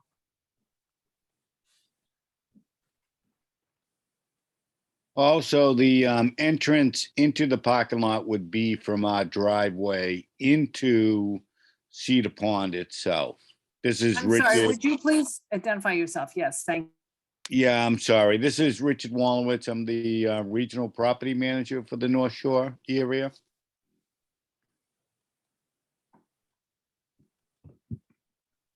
And what was the point you were making, Rick? Simply that the entrance into the parking lot wouldn't be from Cherry Street direct. It would be from the driveway into the parking lot off Cherry Street. That's right. I don't know if you can see my cursor, but there in this image, zoom a little bit, there is an existing drive here. So you would be turning off Cherry into that drive and then into the parking area. So I've actually gone to this space a number of times, and the best time to actually go up there is during the winter, because you can actually see Cedar Pond. And you can also see all the way to Wenham Lake, and it's pretty muddy. So I think it's a spectacular view up there. Mhm. And I think encouraging people to go there and not sink into mud is a pretty good idea. Yes, and we would be doing a little bit of, grading and obviously resurfacing this parking area. So that would significantly improve that. You guys do understand that this, so if you park and walk to the right, you go up to the top and it's the old foundation of a mansion. I don't know what the history is.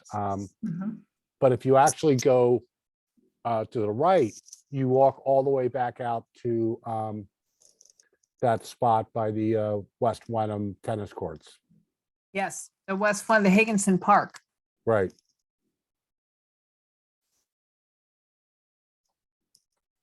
Can I ask what kind of surface you're thinking about, just out of curiosity, for this parking lot? This would be an asphalt surface for the parking lot. Does anyone think- else on the board? There was one item that I wanted the board to discuss tonight, and Audubon has requested a waiver of the fees that we typically charge for site plan review. There's $1,000 fee typically for a site plan review, and they've asked for a waiver of that in a letter that you received. Has the board all seen that letter asking for that waiver? It was in my, I confess, I have not. Did that come through, Margaret? yeah, in my email I sent last week with all those documents. Okay. The 100 letter documents. I signed- sent you. It's the letter signed by Amy Wiedensohn, right? Yeah. That's right. Yep. There were also letters, we had a letter from the Salem Beverly Water Board and a letter from an abutter with concerns about the project. And I think Yeah. you have one of those. And I was going to ask if there's anyone in the meeting, other than, if the board doesn't have any more questions at this point, if there's anyone in the meeting who has anything they would like to offer. And then I was going to ask you to share the content of those letters, Margaret. Well, Just one more question, and what are there are two buildings in this picture? Are those private residences? What are those structures there on the right-hand side? Yes, that's a private residence. Is it one lot? Yes. Dan, that was the lot that the planning board approved with an A&R, I think a couple of years ago, or maybe 3 years ago now. So it just to create that house. It doesn't show on the plan, but there is a house lot there. This is Dennis Callahan from 113 Topsfield Road. I'd like to make a comment. Go ahead. Thank you. I've lived in Wenham for 25 years and driven by that area thousands of times. And I think at most I've seen 2 or 3 cars parked there. And I've also observed wildlife in the parking area there where it now is woodland. So I'm just wondering what the demand is and what the logic is of trying to almost industrialize the area. I don't think that's supportive with the mission of what the Audubon is saying that they're trying to do for wildlife conservation. Sure. Thank you for your question. Our intent is definitely not to industrialize the area. As it is now, the property really can't be accessed by very many visitors. So we just want to be able to make this area open and available to the public. And we've seen at our Ipswich River Sanctuary, just a few miles away, just incredible demand for outdoor space, particularly through COVID. We've seen that across the state. The desire of all the communities that we're based in to have, increased access to the outdoors. So that is really all what we're trying to provide here. Our hope is too that we may be able to conduct some small programs like morning bird walks, which is very much in line with our mission of environmental education. And that's part of how we inspire others to care about the environment and to be conservationists. So that educational, being able to provide educational programming here is a big part of our mission, and something that we'd love to be able to do here. Yes, I absolutely fully respect that. I think introducing more traffic in that area, which really isn't a very big geographic area, and I know there's a lot of um, wildlife in there that I think needs the privacy. So I think, having a lot of traffic in there would be more disruptive. I have a question. How many cars is this supposed to support, parking wise? It's a 17 car lot, Well, 17 spaces. yeah, that sounds like way too much. You probably need like enough for like 9 or 10. And I'd go along with Peter. I think knowing that area, I've been in there as well. Like Peter had referenced, first of all, I don't think the geography is conducive to people with disabilities. And also, just I think the general traffic in there would be very disruptive to the wildlife. This is Richard, the property manager. Just for reference, when we took over there were a number of intersecting trails that we wound up closing due to the fact of bird nesting, ground nesting birds and everything, not disturbing them, and cutting down the number of trails that transected through that property. And the size of the parking lot that we're looking to put in is around 5,600 square feet.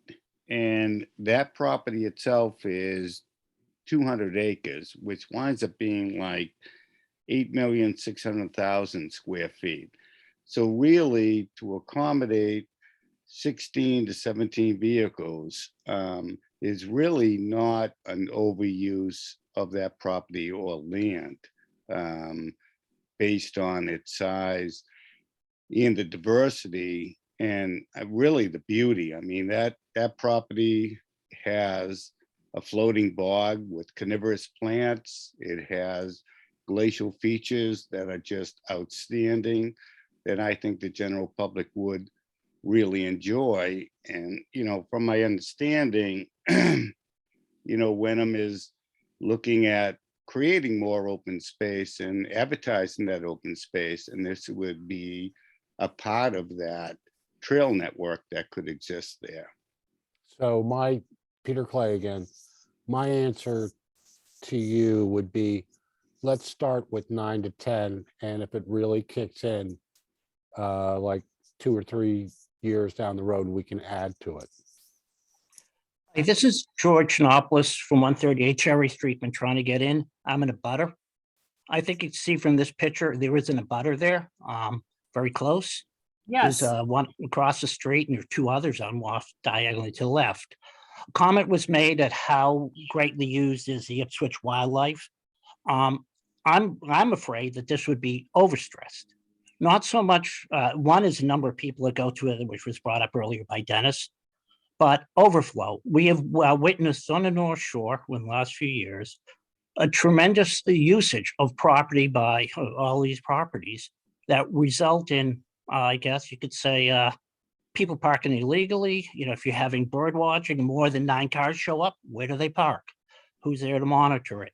And you really take the characteristics of this neighborhood, and this is a neighborhood, this is a residential area, different from some of your other areas you were talking about, and you negatively impact it. So I'd like to see that addressed by Ipswich Wildlife, Mass Audubon, Ipswich Wildlife. Mass Audubon has been a great neighbor of ours. Don't want to, been very wonderful. But I think this, to me, is I would like to look at potentially a dramatic negative impact to this small cluster of residential area. And that hasn't been addressed at all. Can I jump in there? Peter? Yeah, Peter. Yeah, so I've done the Cedar Pond walk off of Cedar Street many times. And if I run into anybody, it's a miracle. It's a miracle.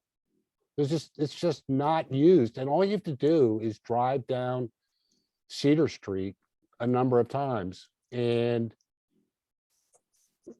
the number of cars that are parked, I mean, it's rarely any. I guess the biggest time is during the summer, which is actually kind of crazy because of the mosquitoes, but I just don't see an overuse risk. One man's opinion. Where is this located? Peter, I'm not familiar with it. Is it near a house or near houses? So if you're traveling 1A southbound towards Beverly and you turn on to Cherry Street, Mm-hmm. and then you come up on Cedar Street on your left, Mm-hmm. and you drive down and you kind of zig to the right, and then as you start to zig to the left, right there, there are parking spaces on the side of the road, and that's where the Cedar Pond Trail starts. But is it marked? Does it have a formal parking No. area like this will have? No, Yes, it That's- does. Okay, Marked as an Audubon. marked it. Okay. No, And if it- And also, this this is- is Dennis Callahan again. I just want to point out that I think natural setting there now is beautiful. And I think if you put in some major formal looking parking lot, it's an attractive nuisance. I live across from the Higgins Park, and I'll bring my dog over there for a walk. There's a basketball court, amount of trash and nip bottles and people that just go hanging around to disgrace. And I think that would be brought to that property if something like this were put in, even though it was very well intentioned. Mhm. Hi, this is Joanne. This is Joanne Bronson. I am also in a butter. I live just to the left of this property at 137 Cherry Street.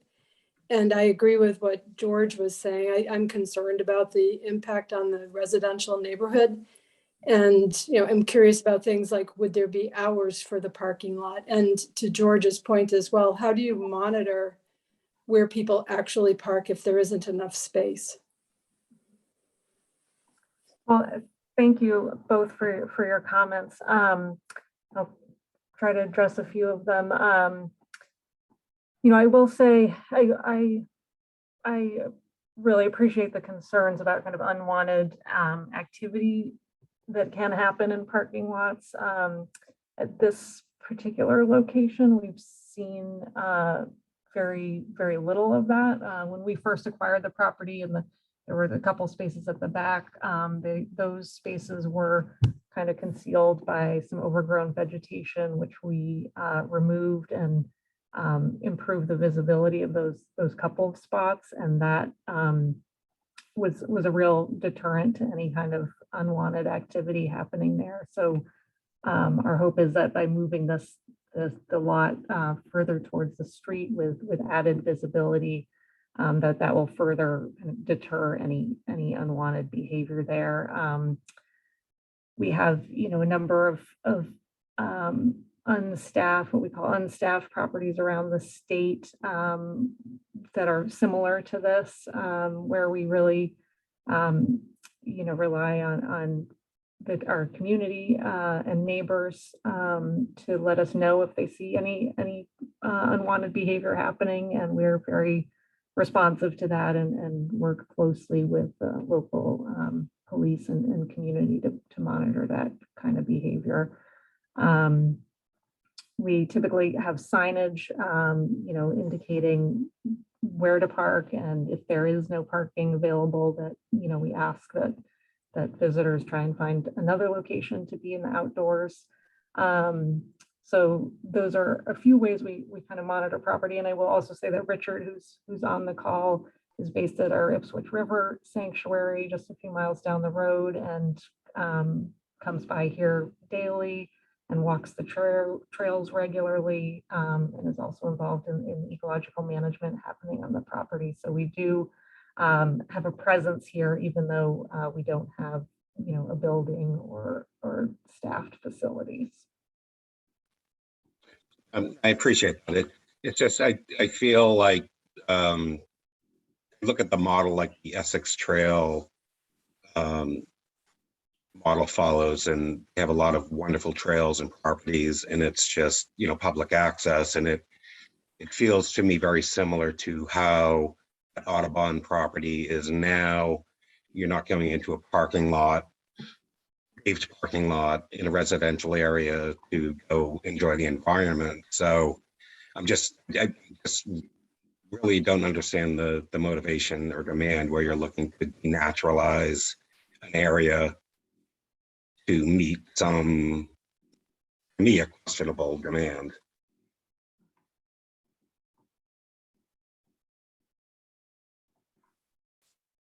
This is Ann Weeks on the planning board. I'm also a member of the Open Space and Recreation Committee. I should point that out, I guess, for the record.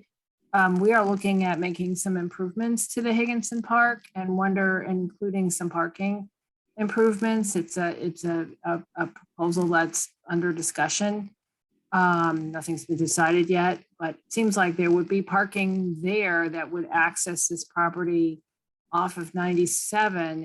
It's a walk from a different direction, but it's all connected. So I just want to throw that into the mix. And that's a great point. But that's an established recreational area with a park and tennis court, and so Correct. I would not object as an abutter. I would not object that, but I just think this proposal is invasive on a naturalized area for no reason. Right. Well, I'm not trying to make any point about this proposal. I'm just letting everyone know that there's an option for parking going in from a different direction to the property. That's at least under discussion. No decisions have been made. No, that's a good point. Thank you. Yeah, this is Richard, the property manager. Just so you know, we want access for people to come out to that property, but we do not no longer maintain the trail from 97 into that property because of the problems we're having with litter, nip bottles, partying. We felt that by putting a parking lot with very limited parking, quite frankly, into more the front of the property, it offers more visibility, more security, and more ability to manage the property with allowing really what we think are great, members and visitors that come to our properties to experience the outdoors. And I've had a good rapport with our neighbors, both Ryan Scanlon, who live next door, and Castro, who's on this meeting as well, to look over the property and give us a heads up if they see problems there. So I think we've been pretty vigilant as far as that goes to preserve. And once again, 17 parking spots for a 200-acre property is not, overextending that property use at all. Over. No, but you see the 17 cars from the street where now it's all trees.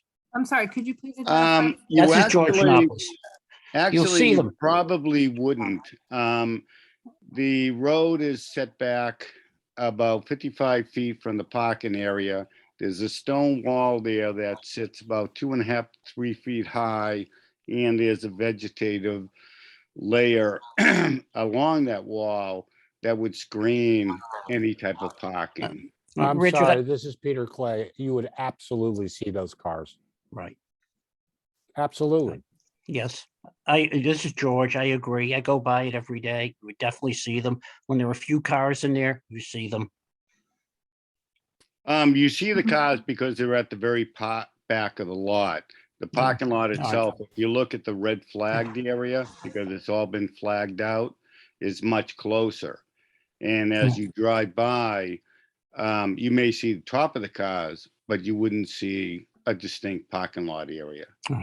And also you see deer and turkeys and birds grazing right in that frontland area. So you're going to pave over an area that wildlife you're looking to protect as the Audubon is going to be eliminated.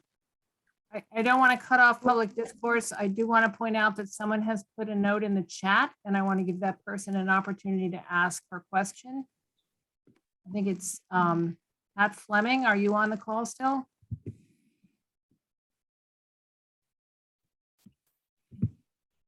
If not, I will read the question, which is how many trees would be cut down to enable the parking lot? We would not be doing any tree removal. It's actually this shape that you're seeing here is partly to work around the existing trees that line that entry driveway. Thank you. Is there anyone else on the call who has not had a chance to speak yet and give their views on this who would like to speak?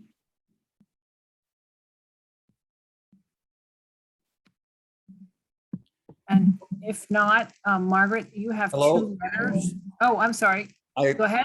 Yeah, this is Patrick Hines, and I'm at 88 Cherry Street. And we're a little further down from the parking lot, but we go right across and enjoy the trails.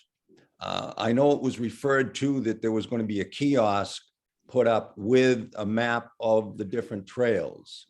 And I was wondering when that would be provided, because I do think that when you mention ADA, which is a wonderful notion, providing them access, but getting back to some of the earlier items on the agenda, the slope in there is very inconsistent, and it certainly exceeds what you have over at 32 Topsfield Road. So I don't see how any person is going to be able to enjoy going more than several hundred feet. That's just one issue. My next comment is, I don't understand pavement. I mean, if you're going to put cars in there, and certainly I think 17 cars is an overkill, because once you build it, they will come. And I think to do it in increments may be okay. But I do think that 17 is too much. I do think pavement, I don't think you can go anywhere where you see open space and you have pavement. It's inconsistent. Well, if you're going to put it in, what about Linpack, stone dust, something that's more porous and absorbs the water rather than having runoff? And in the particular location that you're looking at, the runoff goes down into a lower pool area. And I don't think that's in the best interest of the environment.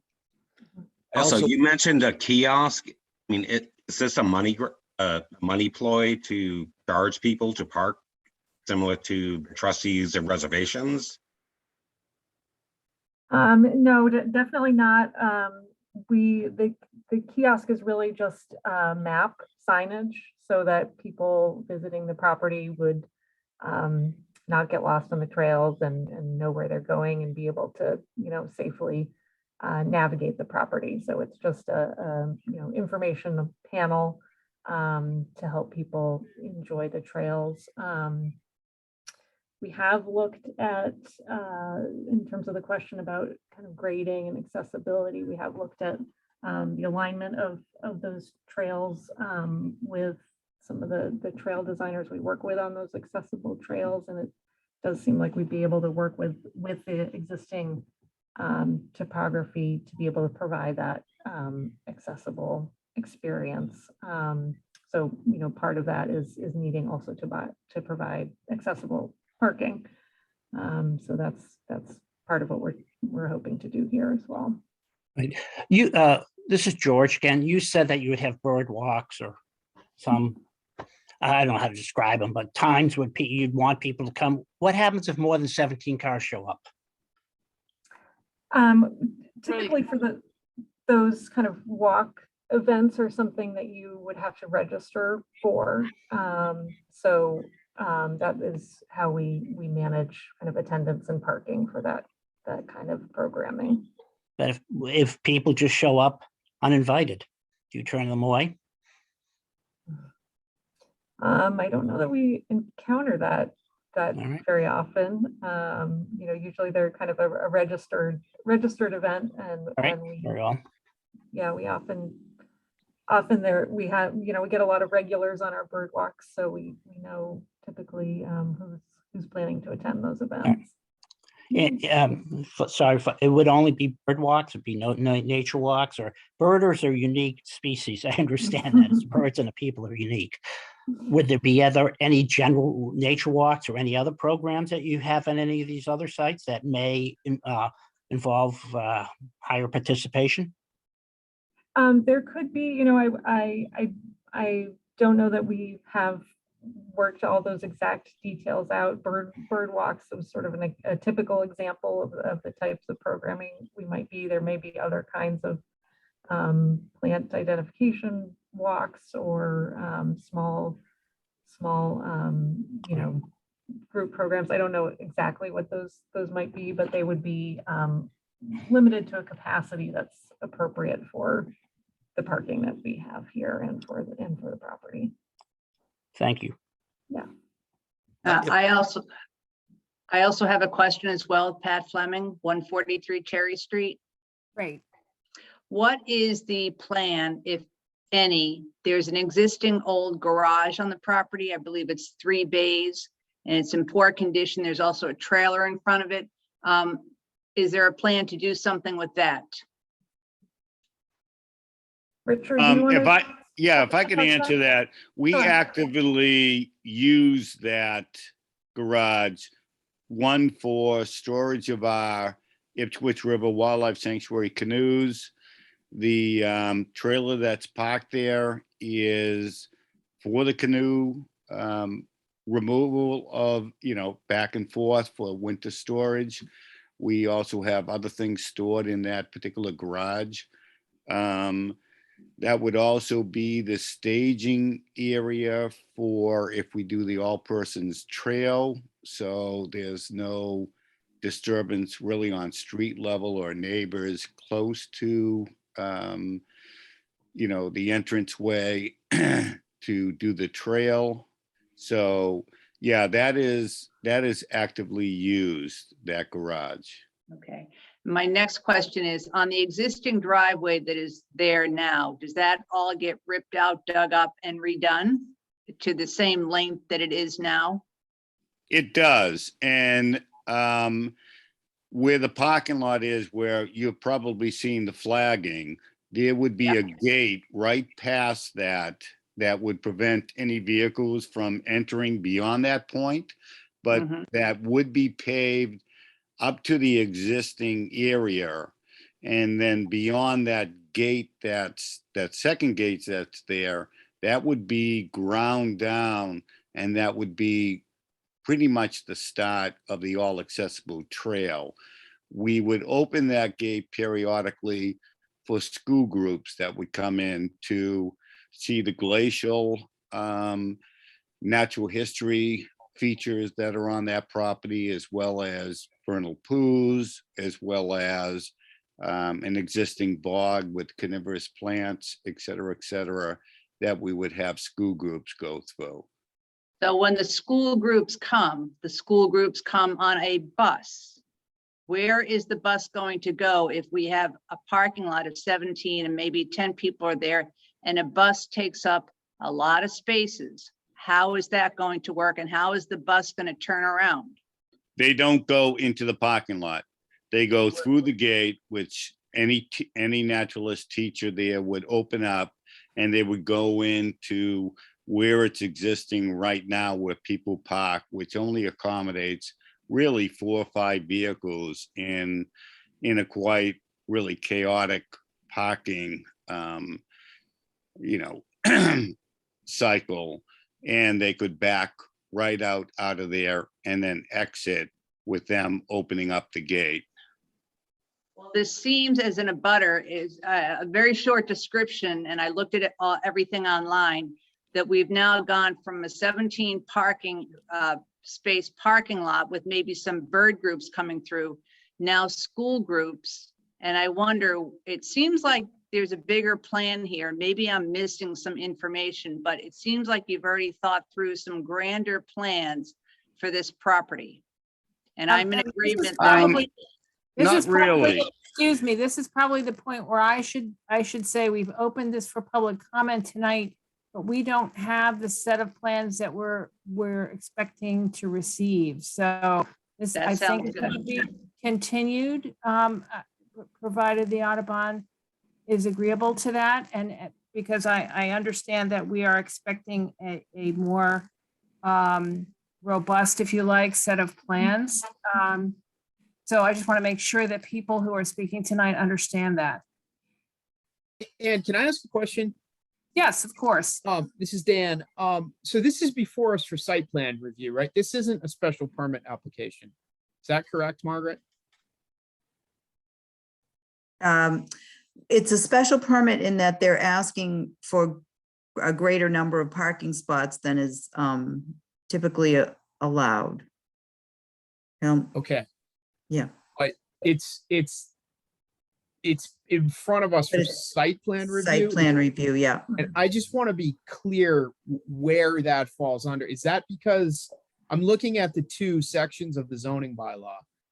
Yep. And I'm not sure where this falls in. Is this an institutional use? It's non-residential. Right, We but have residential and non-residential requirements. yeah, and I'm looking at that right now. And it seems to say for non-residential, hold on one second. Yep. It says additional up. parking standards for areas subject to site plan review, which Mhm. sort of kicks it back to our site plan review Right. Yep. part of the bylaw. So if you go to 255.13.5, my question is, where does this fall in? And maybe that's something Let we me can pull it take up a up minute. when we continue this, but Yeah, well, yeah, again, we're waiting for the final plan.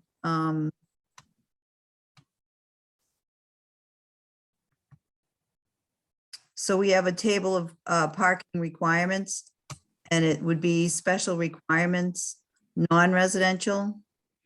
So we need to see the things on a plan that are allowed and the standards that they have to adhere to. okay, so we need more information Yep. from the Correct. applicant.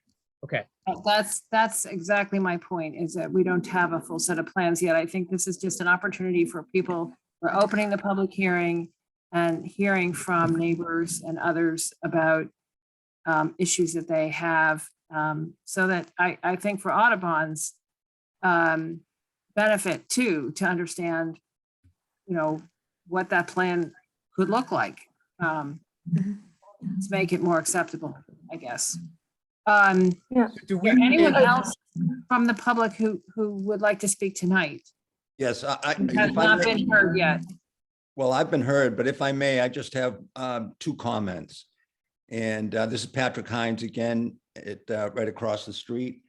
My first question is, Audubon also has property across the street on the other side. And do they have any plans for that? And that goes right up to, and perhaps the Beverly Salem Water Board's comments may pertain to this issue, but it goes right up to the Beverly Salem Water Board waterway.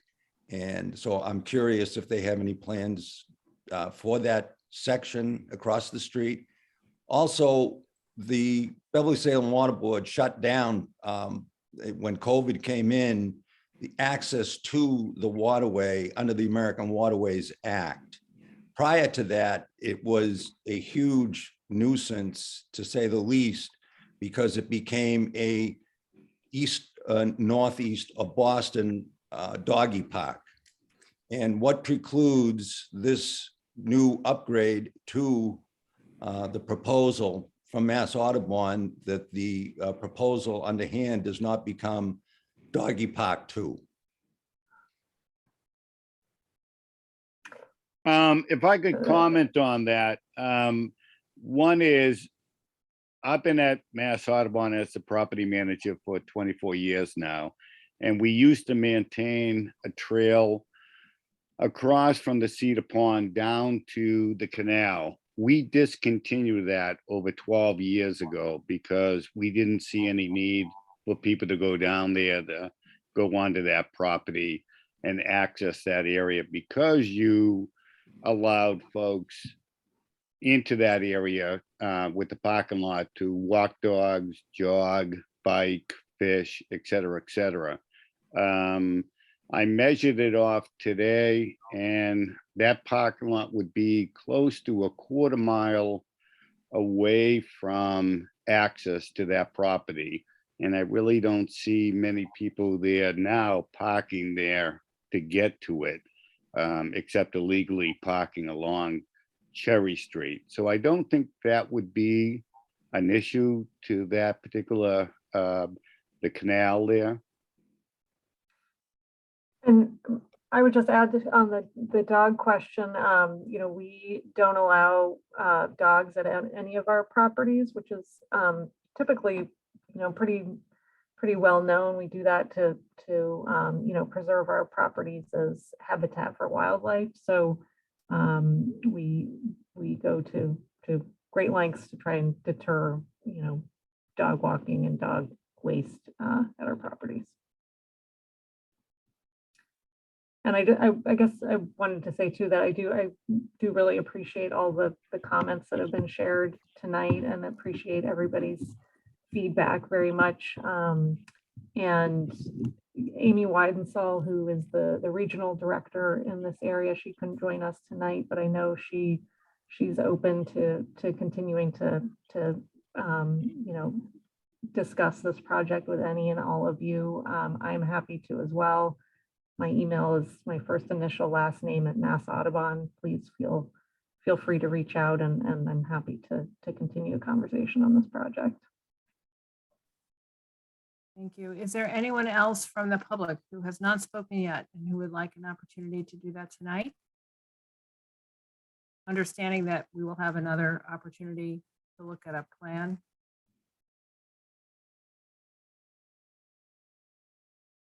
Margaret, do you just want to throw up the 2 letters that you received, just so the board and the public can see them? Yes, just find them. And I think Liz has a copy of those. Liz Stetson, you have a copy of those? Yes.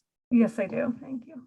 And you want me to pull up the abutters letters that we received? It's just to put them in the record for this hearing, because I know they were Sure. submitted for that purpose. Yeah, hold on one second. There's one. This is a letter from 138 Cherry Street from Barb Clayton. It's rather lengthy. Can we waive the reading of it, and it will just be made part of, it's available on the town's website? Or Yes, do I think that's great. Is it generally in opposition or in support? it is a letter, well, it has some, she has issues that she would like to have addressed. You would like to see a plan, I think. So Yep. perhaps another opportunity and another meeting. Okay, thank you. Would you put the other one up, please? Yep. Let's identify who that's from. The other one is from the Salem Beverly Water Board, and it was an email that was received on Tuesday, March 8th. I can read this one into the record if you want me to. Or I can.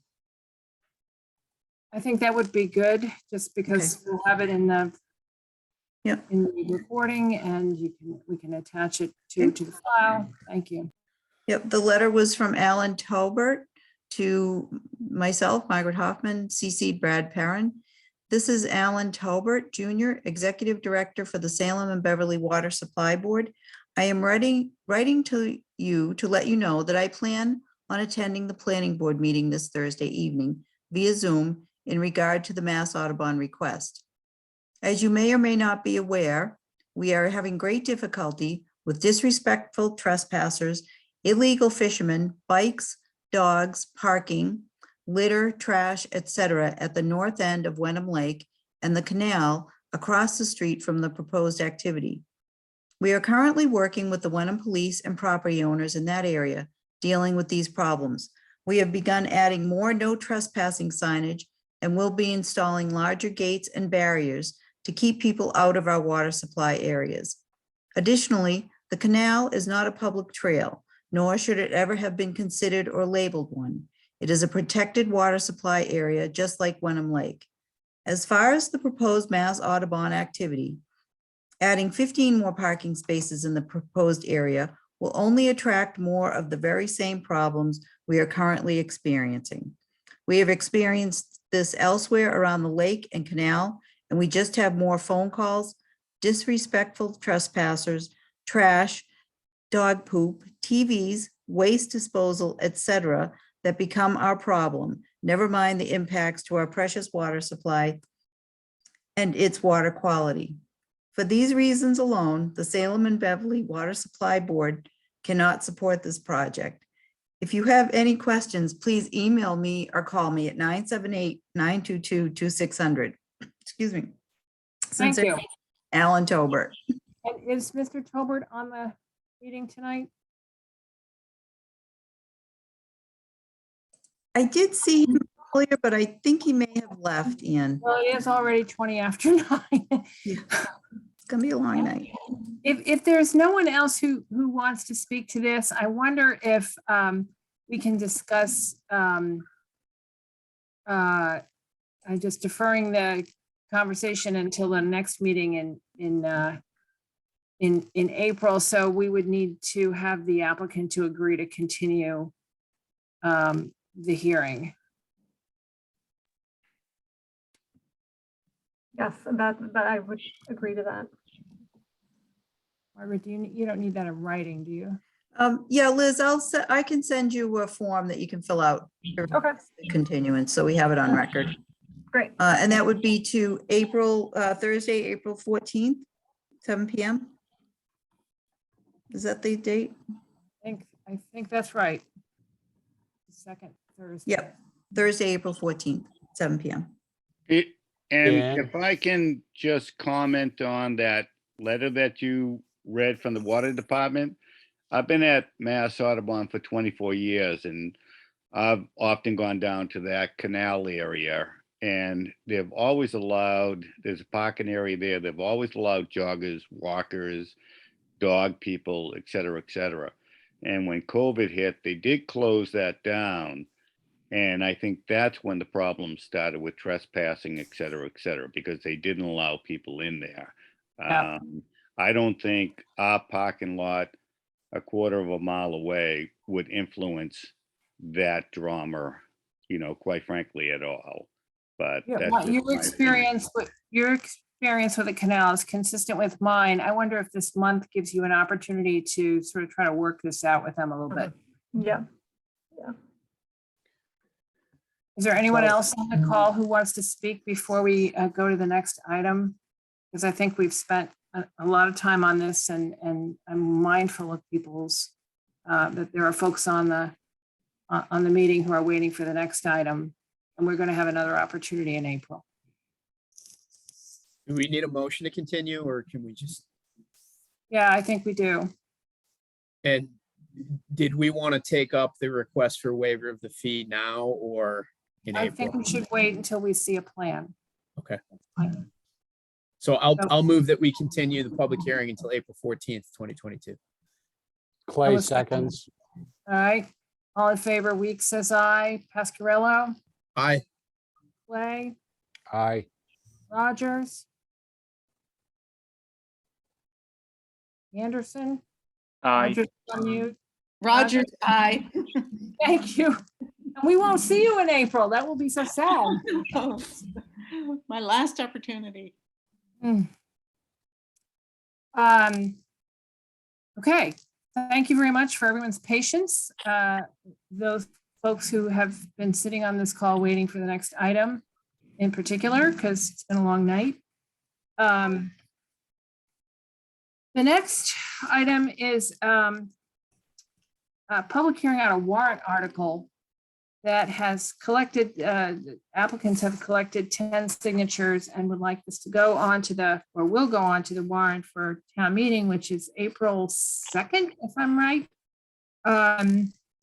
And it's an article that would amend the zoning bylaw of the town of Wenham to add a mobile food truck vendor section, create a mobile food truck vendor overlay district in areas along Main Street from approximately Pingree Park to the Wenham line, and in an area along Grapevine Road and along Hull Street encompassing the Gordon College property and some adjacent land, and also along Topsfield Road from number 43 to approximately Higginson Park.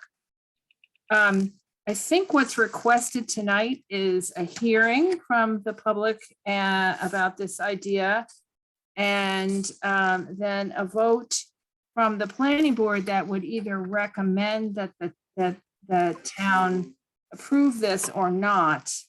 And I wonder if the applicant has anything they want to offer before we open it to comments from members of the board and then the public.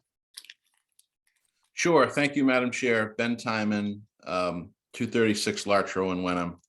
So I'm a resident of the town, also a signatory to the petition. But as I mentioned to the board a couple of months ago when I was here with the Pools, counsel for Brittany and Christopher Poole, who are Hamilton residents and prospective operators of a mobile food establishment, should this bylaw pass and should they meet the various requirements that are called for in this, fairly detailed bylaw. The Pools are here this evening, just to let you know that they are on as well and are happy to answer any questions, and I am too. So I'm glad, thank you, Margaret, for putting that up. Section 2 policy, I think, is where I'd like to start in this proposed bylaw. And I think this is important for, for folks to understand that all this would do would, in the language of the policy, the town of Wenham, acting through its select board, may authorize mobile food vendors to operate in the mobile food vendor overlay district at times deemed to be in the best interest of the town. So what this bylaw aims to do is pretty modest. It's to essentially permit a pilot program, and this is discussed elsewhere in the proposed bylaw, of up to 3 food trucks, that it would be within the discretion of the select board to issue licenses to, if those applications meet a host of different health, safety, and planning type requirements.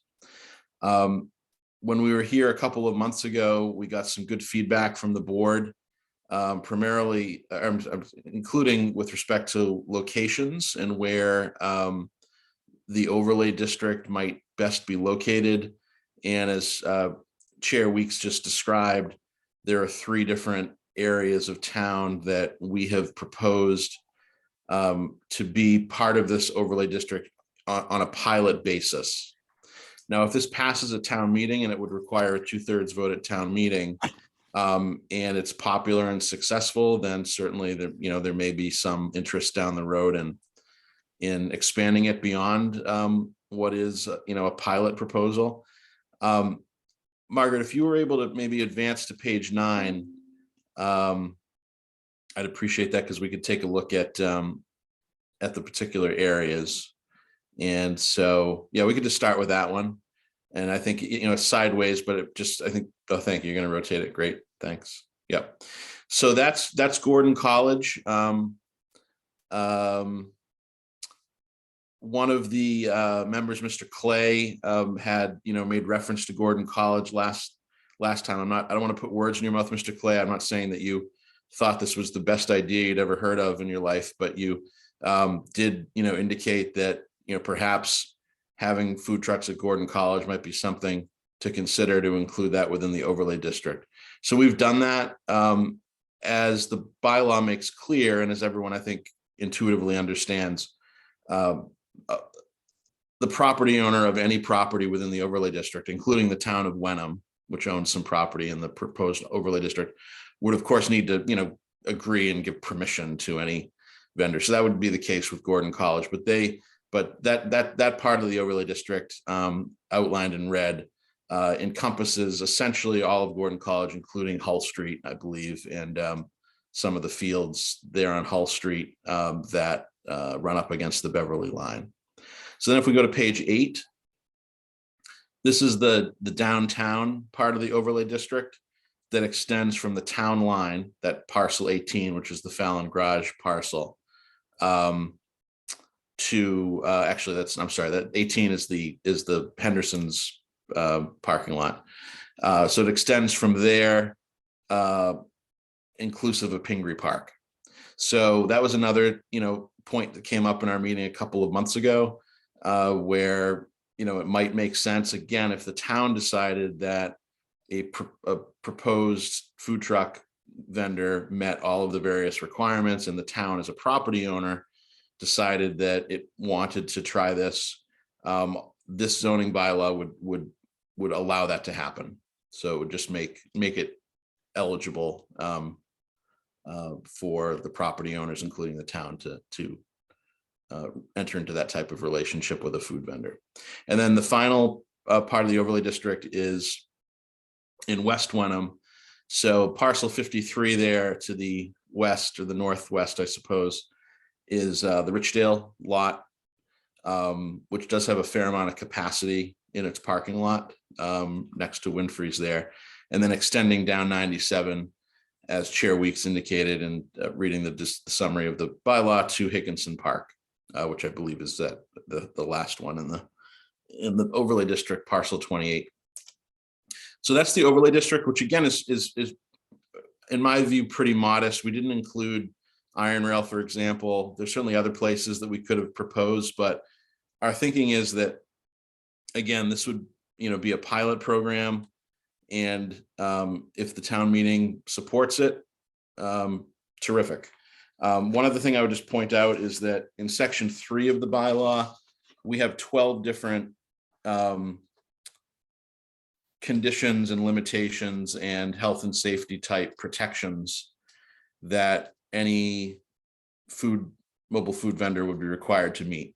So those, run the gamut from, not blocking any driveway entrances, being at least 20 feet from an intersection or a driveway entrance or a fire hydrant.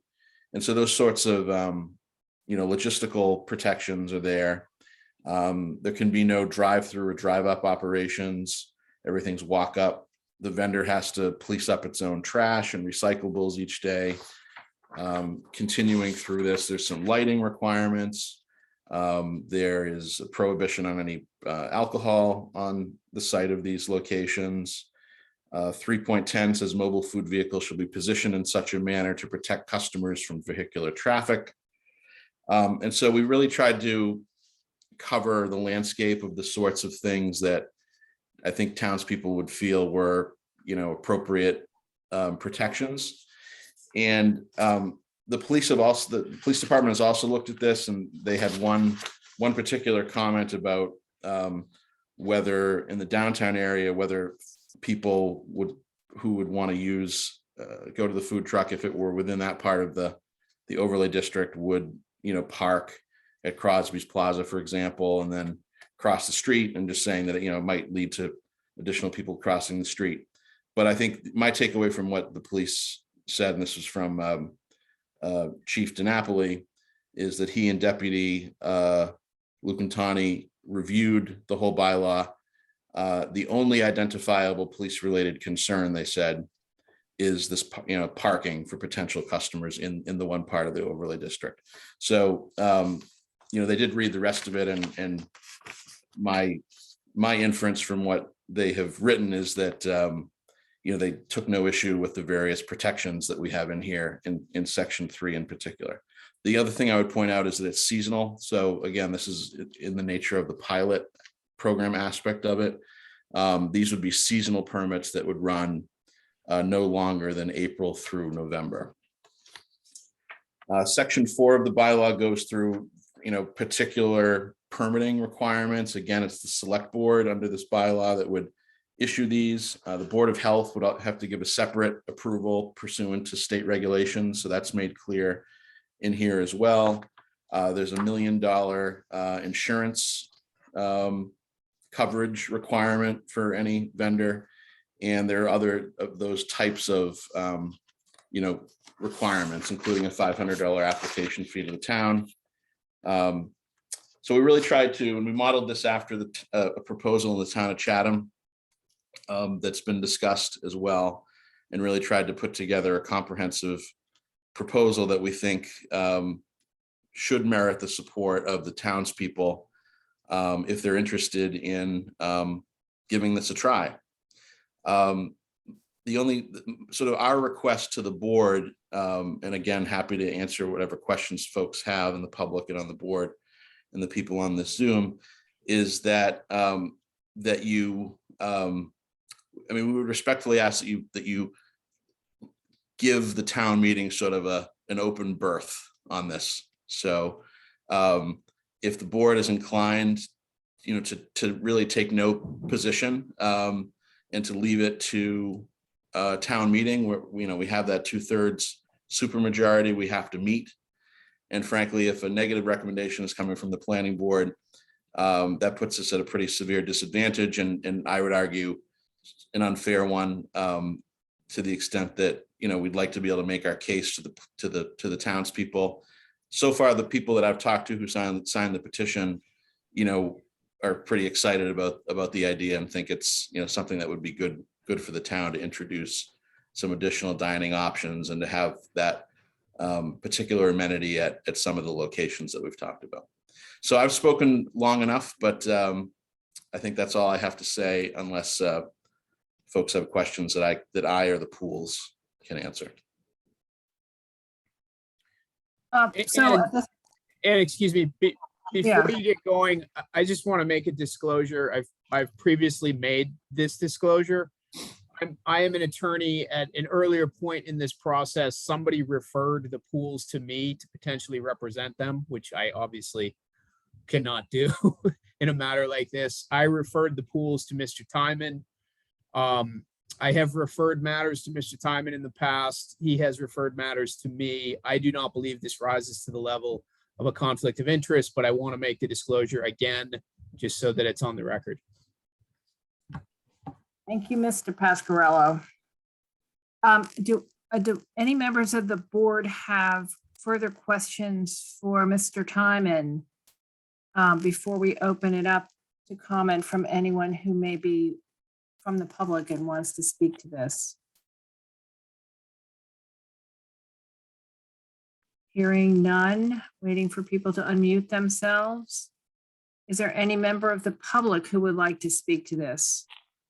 And David Reed has his hand up. Oh, great, terrific. Would you just say your name and? Yep, my name is Dave Reed. I'm from 53 Topsfield Road. And I have a question regarding the Topsfield Road map, if that could be put back up, Margaret.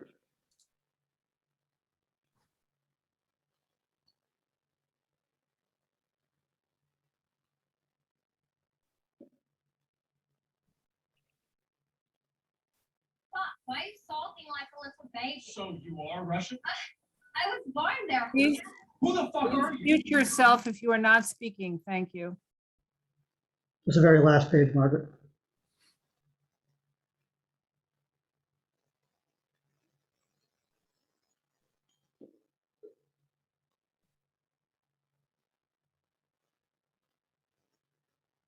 Okay, so although I understand the Gordon College area parking, call it their in-out egress access into things are very controlled. Same thing for really the Pingree Park downtown commercial area. And even there, the police department brought up their concerns for pedestrian traffic. When we come over here, 53, I call it parcel 53 on the map, which is the store, again, has controlled in-out egress access and parking. Higginson Park 28 has limited in-out access. It's really a single drive that if you've ever done it, it's not easy to get in and out. And then my main question is, parcels 97, 98, and 1 a residential home. So I do not understand why residential house lots would be considered part of an overlay district with the intent of having a homeowner literally have a food truck operating out of their front yard. And again, this is a busy street. There is no street parking available. The sidewalk is on that side of the street. So again, you couldn't have cars parking on top of the sidewalk trying to get to the food truck. So my real question here is why lots 97, 98, and 1 were included. 99, I understand, is the industrial. Again, not really a great input in-out access driveway because it's a single drive, single width. So I'm really questioning more of the logic of the layout of this district compared to the other two, which are public parks, colleges, controlled access points. So now we have house lots involved. Right. Building on David's comment, I think that the business model here is volume, and I think it's the traffic, which I think is actually one of the primary reasons to object this is. I'm sorry, can I ask you to identify yourself, please? For the It's record? Thomas Callahan from 113 Topsfield Road. And I think their business motivation is volume, but I think that is in part is the issue in that it is clearly going to cause a public safety concern. We have walking trails, people crossing roads, and I think placing that type of activity beyond what is there would be more detrimental. Madam Chair, could I address the question? Yes, I would really appreciate that. Right. So I think, Mr. Reed, I mean, your question is obviously a sensible one. The reason that I drew this part of the overlay district in the way that I did was frankly to avoid a potential spot zoning problem. The Richdale and Higginson Park are the two parts of this area that I could see conceivably being able to accommodate a food truck. I tend to agree with you that Higginson Park right now may not be able to accommodate it, but so that's the reason that it wasn't just those parcels that I identified as the overlay district, but rather contiguous parcels connecting those two particular anchors. And then I would just reemphasize the part of the proposed bylaw, section 4.8, that says the application to the select board to get one of these up to 3 licenses potentially per year must include written authorization of the property owner, irrespective of whether the property is publicly or privately owned, for the intended location for the mobile food vendor use to occur there pursuant to these conditions and limitations. So in other words, there would never be one at someone's house. I mean, I suppose if the homeowner wanted it, but it probably wouldn't meet the other various restrictions. So, and the same with Higginson Park, where the town might well decide that until some of the potential improvements to Higginson Park that Chair Weeks was referencing in the prior discussion, which I realize aren't a sure thing, but are just under discussion, the town might decide that it's not an appropriate location yet. So again, this is just this makes certain areas eligible if a variety of strict requirements are met and if the public or private owner is on board. My concern would be the fact that technically, let's say the owner decides to do it and they can meet the requirements, you've now opened up a residential lot to a commercial business. They will be transacting on the property, which is against the residential zoning.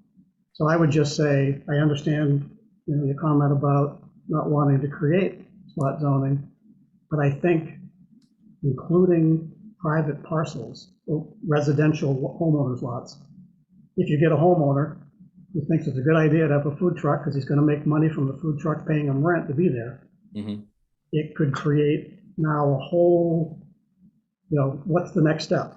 More homeowners could say, well, why am I being left out?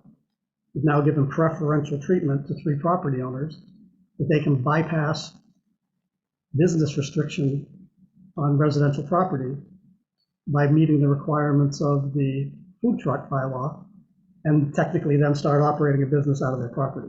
So that's the only thing I can see your point. But I think we need to be very careful. Building on Dave's comments, we just had the prior agenda item which talked about Audubon land, which is abutting Higgins Park, which is a potential trail lead to that property. So where is the logic in that?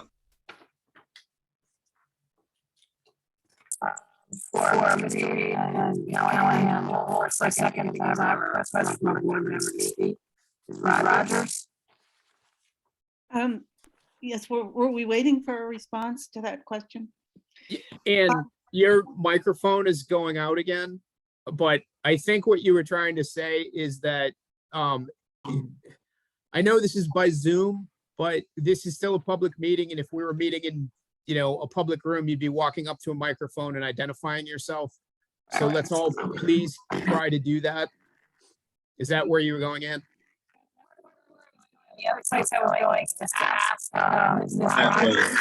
Dennis Callahan at 113 Topsail Road. Record. Okay, thanks. And Virginia, I think Ann is trying to recognize you. Thank you.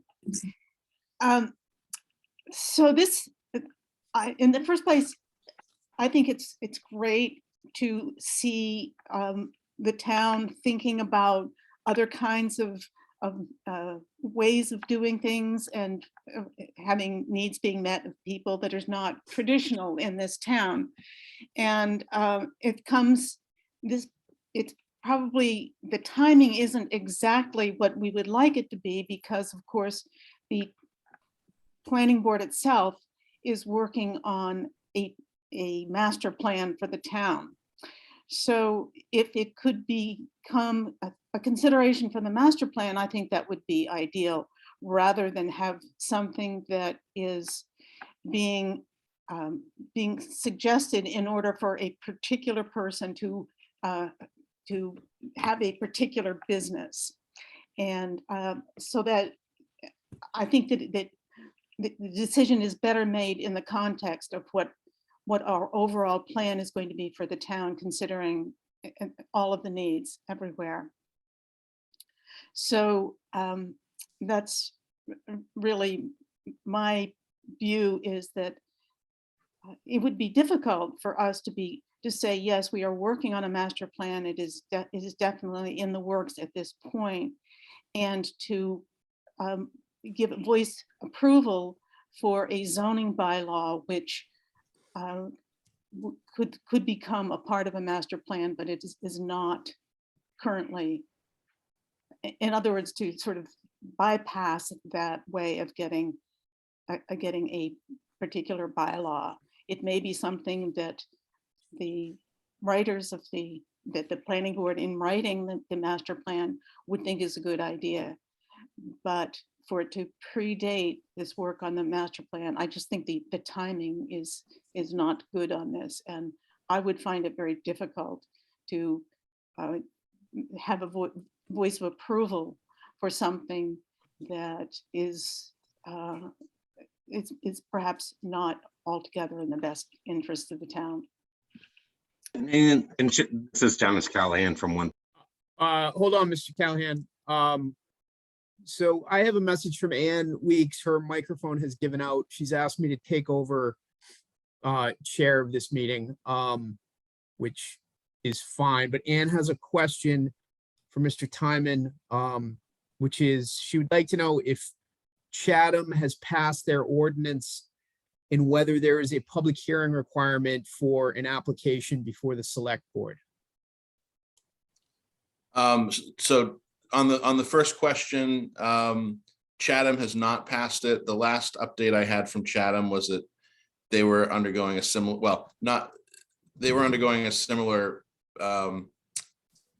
process that we're in here, in the sense of that it may be going on their town meeting warrant. The difference there is that it was sponsored by, I believe, by a town border official. I don't recall who. I know it was not a citizen's petition there. But But no, they have not passed it. And then I'm sorry, the other question was whether there would be a public hearing before the select board for issuance of the license. Yeah, in Chatham, I guess whether there is a public Oh, in hearing Chatham. requirement. Yeah, I don't know. I don't believe so. Okay. Because I don't recall seeing that when I was reading that bylaw. okay, and Ms. Weeks would also like me to explain why she's doing all this typing. It's because of the chat function. I think everybody figured that out. So I see that Georgia has her hand up. I cut off Mr. Callahan. So Mr. Callahan, I'll go back to you. Go ahead, you're making a comment. If you're still there. I am still here. I'm sorry. You broke my train of thought. But my point was back to the business model. I think for Benjamin, I think your logical approach would be to do Gordon or public facilities that would have the facilities and support this type of thing. And I kind of thought you almost recused yourself initially from this based on some legal counsel you were talking about earlier. So again, I'll shut up. Okay. So Mr. Timon, there was another question from Ms. Weeks, whether there's a public hearing requirement for an application before the board here as well, not Right. just in Chatham. I hadn't read the entire text. No, there isn't. It's the way the bylaw is written is that the license application process would be run by the town administrator, and then the select board would actually, decide whether, who gets the licenses, but it's not subject to any kind of statutory public hearing. Okay. I mean, it's, public meeting, yes. Public meeting in front of the select board, yes, but not a public hearing in the sense that this is a public hearing with notice to abutters and the like. Okay, there's a hand up from Georgia. So Georgia, did you want to ask a question? I am one of the lots. This is Bill Nichols, 114 Topsfield Road. I'm one of the lots. How is that going to affect my property value? Hi, Mr. Nichols. I don't see how it could affect it negatively. Again, it would be entirely up to, it's up to each homeowner whether they would allow this. Now, I think that Mr. Reed, frankly, has raised a very legitimate point about the residential and non-residential piece. And I could foresee a situation where, a town meeting, if there were an amendment to make quite clear that this is intended for non-residential lots, that probably, would be fine from the spot zoning point of view, and would address, what I think is a legitimate concern that Mr. Reed raised, even though I think it's, highly unlikely that the single family homeowner would want this. But I could see that as a clarifying amendment, perhaps at town meeting, that might eliminate that particular concern. Okay, well, all told, there are only going to be 3 trucks if I read this correctly. Right. And we've got 3 different locations that can probably handle what, 15 trucks each? Why is it so big if there's going to be so limited it's the number of trucks? Yeah. I mean, the 15, I don't see that, that you could have that many. Again, it's really a spot zoning sort of issue. I mean, if you're going to create an overlay district, it needs to have something in it as opposed to just this property or that property. So there needs to be some element of, contiguous lots. And these are 3 areas where parts of those 3 chunks of parcels might be able to accommodate a food truck. But, the reason we held it to 3 was because we recognize this is something new and that it is in the nature of a pilot program. Thank you, Mr. Timon. Thank you. Mr. Anderson. Are you there? I'm here. Okay, so Mr. Anderson, out of an abundance of caution, I'm gonna turn this over to you to chair the rest of this meeting, since I heard what could be interpreted as an objection from Mr. Callahan to me presiding as chair of this. So if that's okay with you, I'm gonna let you chair the rest of this public hearing. Ms. Weeks would like me to let you know that the vote before us tonight is a recommendation up or down from the planning board to town meeting. Great. Thank you. Are there any other public comments?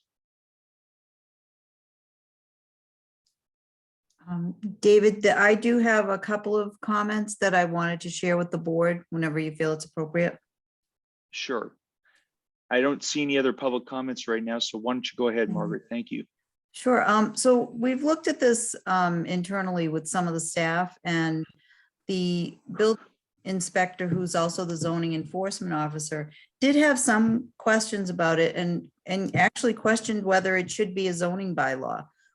Typically, the select board does not issue permits through the zoning bylaw. It would more be in the purview of the planning board or the zoning board of appeals, or whether this may be a general bylaw, if that's the case. And I think he also had some questions about the how the permits are issued. I know Ian mentioned whether this needs to have a public hearing. Is there going to be a process? You know, I'm not sure that we saw exactly how that would be laid out and what the procedures would be for obtaining one of these permits. So I think those were just a couple of his comments. I wanted to share those with the board. Thanks, Margaret. Mr. Clay, Ms. Rogers, anyone on the board have a comment or question?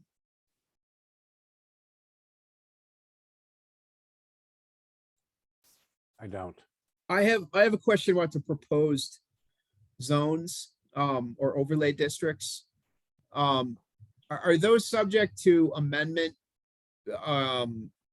For example, if members of the board didn't agree, or we've heard some comments from the public that they don't agree about specific lots being included.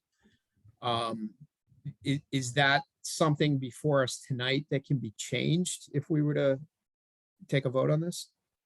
No, Ms. Pasquarello, if there are amendments, they would have to be done at the town meeting. Okay. Because this is the petition that, you know, was submitted and is on the warrant. So that would have to occur at town meeting. Mr. Rogers has spoken. You raised a question before. You have anything else that you'd like to ask? I do not. Okay. I'll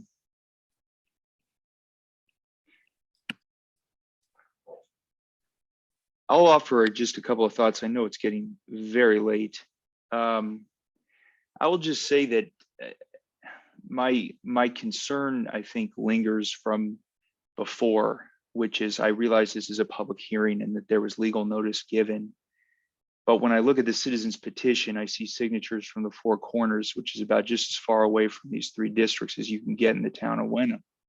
You know, I'm really curious to know, you know, what the neighbors immediately, I mean, we heard from a few of them tonight, but immediately abutting these districts think about this. If I were to, let me put it this way, for me to feel comfortable supporting this or giving the thumbs up in terms of a recommendation, I want to know what they think.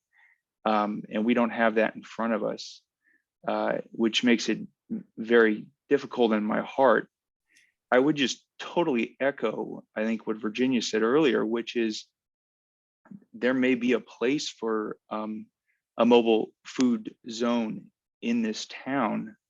But I don't think, absent some overwhelming input from those who are nearby these zones, that's got to come through the master plan process in my mind.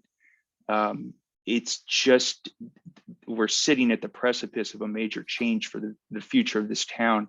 And it feels a bit like we're putting the cart before the horse by passing, or even just, I guess I should say, recommending the passage of something like this, absent a larger consideration for the town. That's nothing new for me, but I just want to put that out there. So with that said, are there any other comments, or should we proceed to a vote? David, I'm trying my mic. Can you hear me? I can. It's a little bit, but we can hear you better than before. This is Mary. Sorry. No, that wasn't me. That was someone else. Yeah, Mary Callahan, would you like to speak?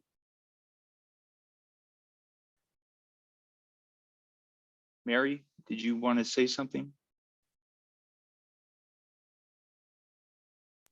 If so, you're on Yes, mute. thank you. Thank you. Sorry, I was on mute. I'm right across from the park on Topsfield Road, and I would like to make the point that this road is so overly congested with traffic. The traffic is horrendous. And additional traffic coming in to come into a food court or a food truck like this would just be a added stress to the entire area.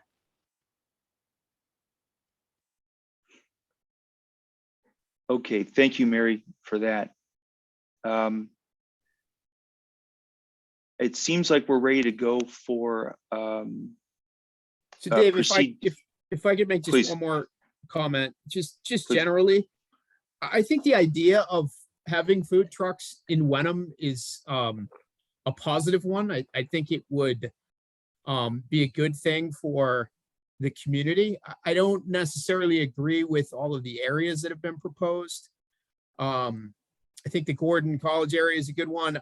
I think the one with Pingree Park is a good one. If I were drawing that, I think I would exclude across the street in the Harrigan's parking lot area, just because of how congested that is. I'm not sure I would propose the one in West Wenham. But those are just my, my general thoughts on this, that, there's plenty of activity in Pingree Park on plenty of weekends where I'm sure residents would appreciate having a food truck option. The timing might not be perfect with our master plan coming up, but those are my general thoughts on this. I'm going to try my mic if I can, Mr. Chairman. And I appreciate both the vice chairman and Mr. Anderson taking over for me, because my computer definitely needs to be replaced. It's had a hard workout today. I don't think I can support this as it's proposed, both for the geographic concerns, because I don't think that Route 97 overlay is a good idea. And also because there's no public input to the actual licensing, which will mean that people who live next to a proposed location don't really get any input after the town meeting. So I don't think I can support this as it's drafted. But I will say, I do think that it's not a bad idea.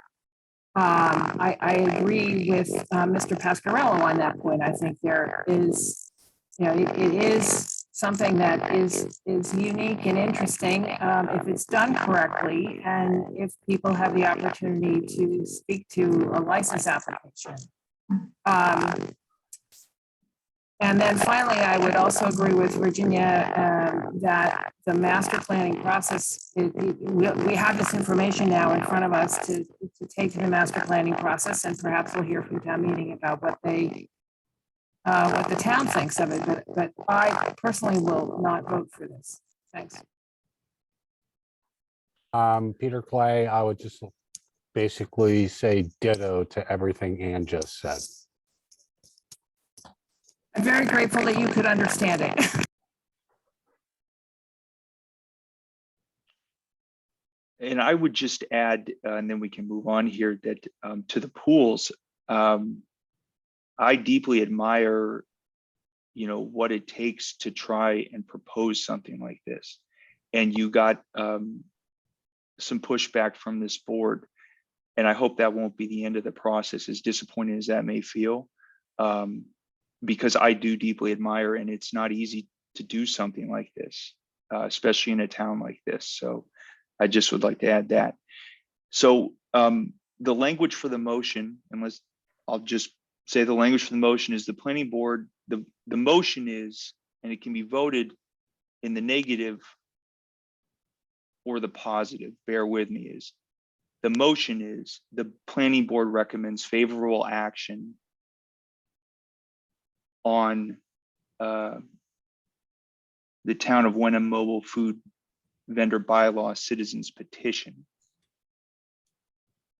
A vote in favor would be to vote in favor of a recommended favorable action. A vote against would be to not recommend. Is everyone clear on that? That's how it's been presented to me. We need to vote. Yes, I think that's right. Can I get a second? Second. In Weeks, seconds. Ms. Weeks? My vote is not to advance this or not to recommend it to public meeting. So I think that's a no vote. I agree. Mr. Clay? No. Ms. Rogers?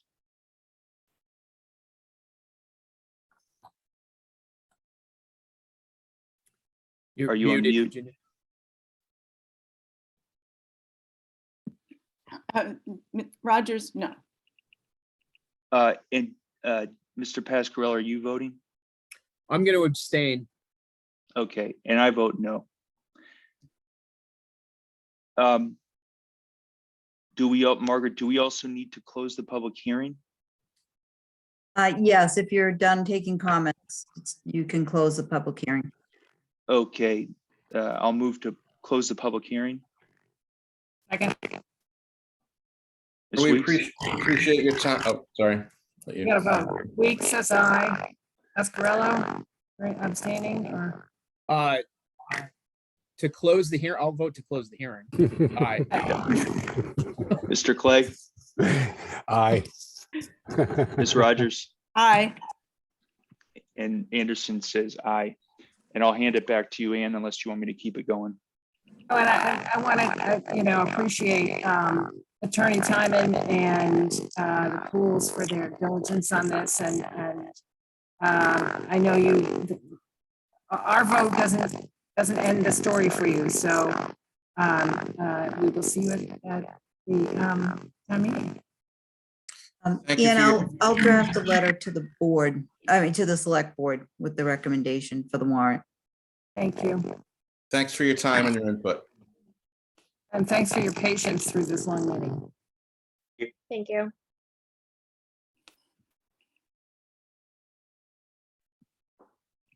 Okay, and now we have the last item on the agenda, which is we're going to give us an update on the master plan, Margaret, and then meeting minutes, if we can stomach that at 10:15.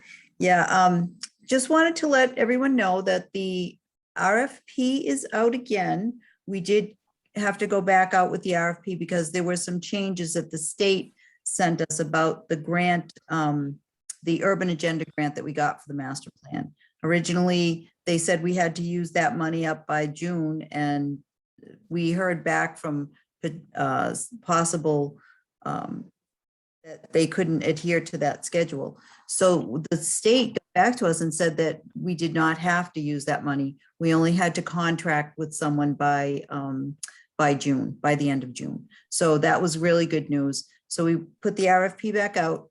We've extended that deadline to March 24th. So we are expecting to have a few good submittals this time, and we would like to have that consultant chosen by the end of the month so that we can make an announcement at town meeting. And my plan is to have some kind of like a flyer or, cards to give out at town meeting to let people know that the process has started and who we've chosen as our consultant. So, Margaret, would you remind me, you originally asked a couple of us to come in and look at the submissions? yeah, Who were the people who volunteered? Was I one of them? I think it was you, Ian, and I think, was it Peter? Peter, did you volunteer for that? I did. I Yeah. did. Okay, so when they come in this time, again, I'm expecting a few, we will have you both in to go through them and fill out along with some staff people. And we'll fill out the form that decides who gets it. And then we'll open the price proposal after that. Yeah, And the date you'd like us to come in is what? let me just get my calendar up. Hold on one second. Oh, I'm not. So we're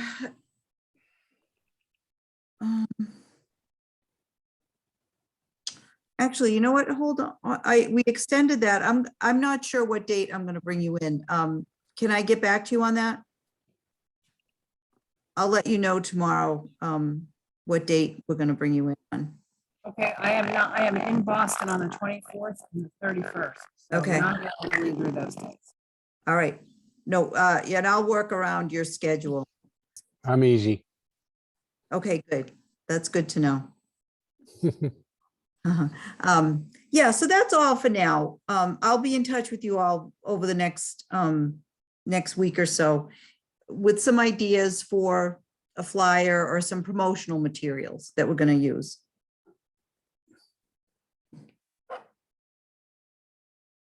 It being 10 or after 10 at night, which is more than an hour after my normal bedtime. I wonder if we could defer the meeting minutes. Would people feel comfortable doing that, deferring them until April? I just want to let you know that there are minutes in here from November. That Okay, well, I guess we had better not defer them any further. And I think everyone has looked at those. I don't think anyone had any edits to the November meetings. Dan, I know you sent a couple to Catherine earlier. Yeah, I've sent whatever I had, I sent. So I think she circulated my red lines. Okay. So I have nothing tonight to add. Will you throw up the meeting minutes so we can look at them, just even if they're just confirm that we. Sure. Okay, I've got. Hold on, let me find them all. All right, so we'll start with. I have do you want to do the January and February, or let's go back to, I would start with the earlier ones. Are we really gonna do minutes now? I think if we're really back up to November, I think we have to. Hey, Peter, it'll just take a minute. It'll just take a minute. Okay, so I just want you guys to know that Peter, while we're waiting, we can talk about private fire hydrants and yeah, maybe kennels. Chat amongst yourselves. So I'm on a couple other boards and what we do is we put the minutes up front first. Yeah, well, I think when you have members of the public waiting for public hearings, it doesn't always work very well, so. I think we should just let them know that we're gonna be doing minutes for the first 15, 20 minutes. Anyway, I'm done. Okay, so here's November 4th minutes. Catherine, are these the ones, correct? This is the draft that I have. These were kind of extensive, but. And you've gotten comments from everyone on them, right? Yeah. Judgment was spelled wrong. Back No, on wait. page 1. If you go back up. Say that again. On page 1, I think judgment was spelled wrong. Right there. There's no E in the US. There's no E. Only in the UK. Gotcha. Really? And there's a space there. Board Yeah. needs. Note below. This is What happened? When they just all merged together. if I don't Yeah, catch these, things.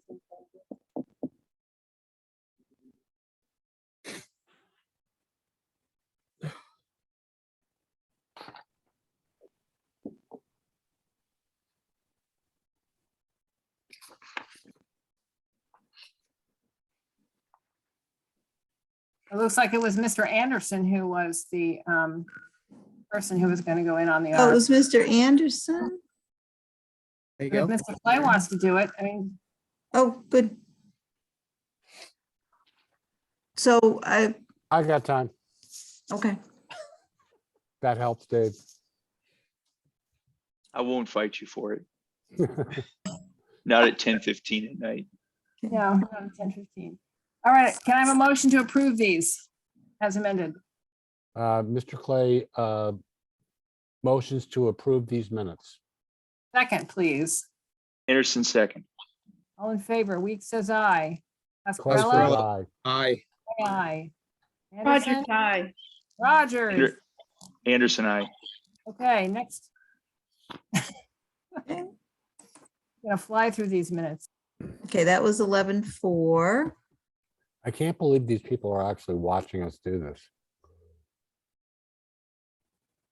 Okay. hold on. They have gone to This is- sleep and forgotten to turn off their computers. This is They may- must-see TV, Peter.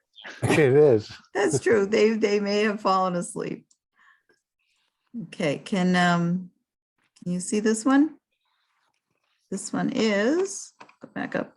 This one was the long one that you've, Whoa. from January Oh, yeah. 13th. Pages and pages Sorry. taped together. I have no comments until we Catherine, get this- beyond 60 Arbor Street. You already got all my edits, right, Catherine? Okay, great.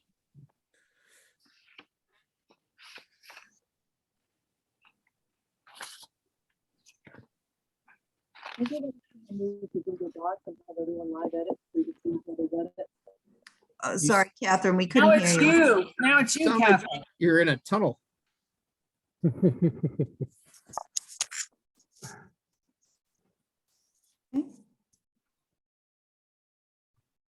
Have my microphone on. Oh, there you go. I just said, I think we might move to Google Docs so everyone can see each other's live edits. Make it That'd much be great. easier. Hmm.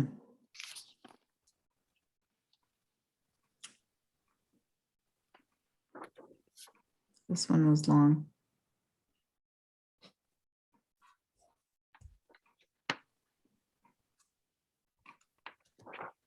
Not as long as tonight's minutes are gonna be. You're right. You know, I thought we moved a lot of stuff forward, though. Yeah, and Catherine, I have to there apologize was, for not being here last month.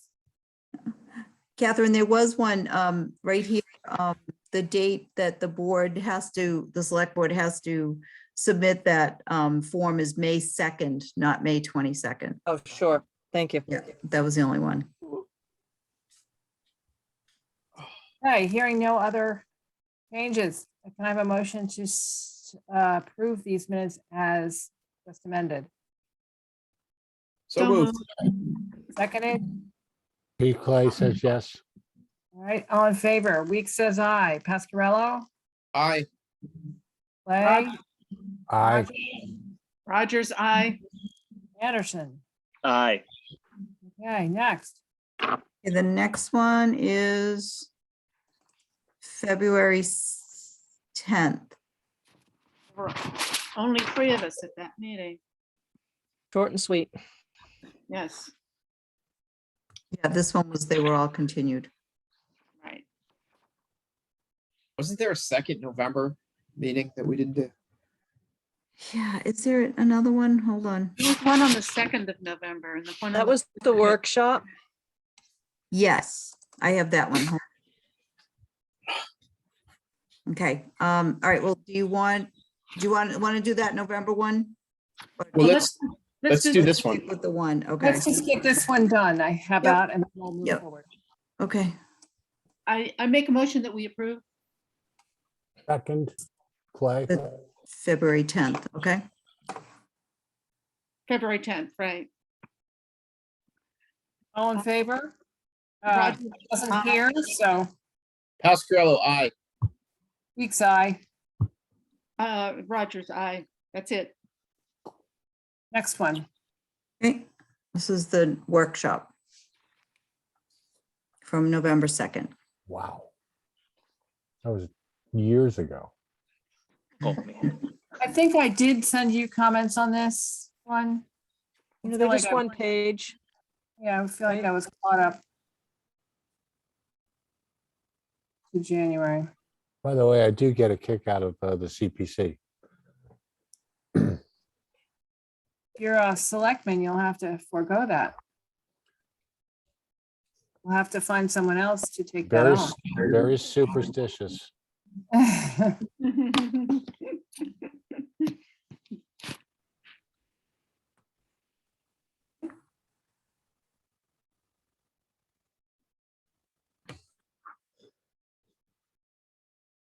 That was kind of funny today.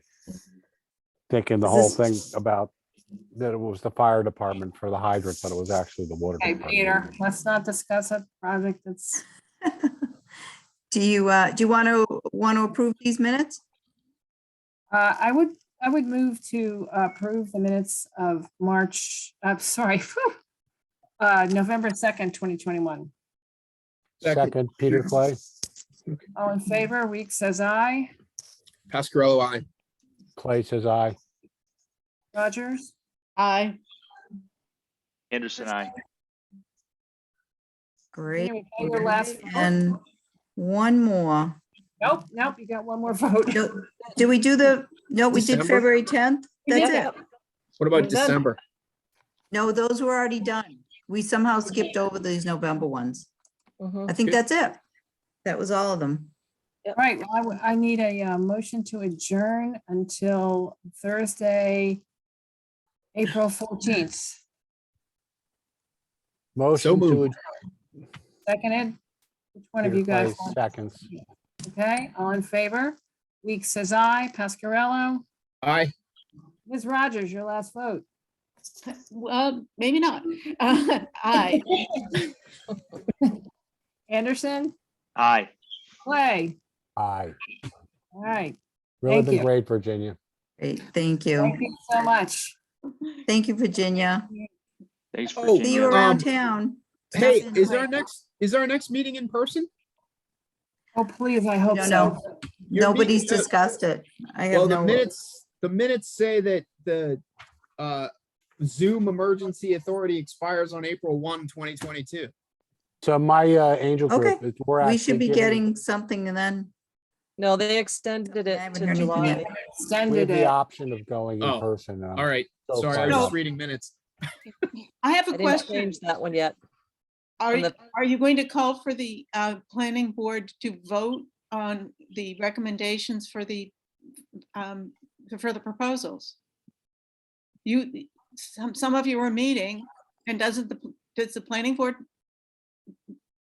vote on that before town meeting? Do you mean on the, whether we meet in person? No, I'm just asking you and you're going to go over the proposals that come from the RFP so that someone can be presented at town meeting. Oh.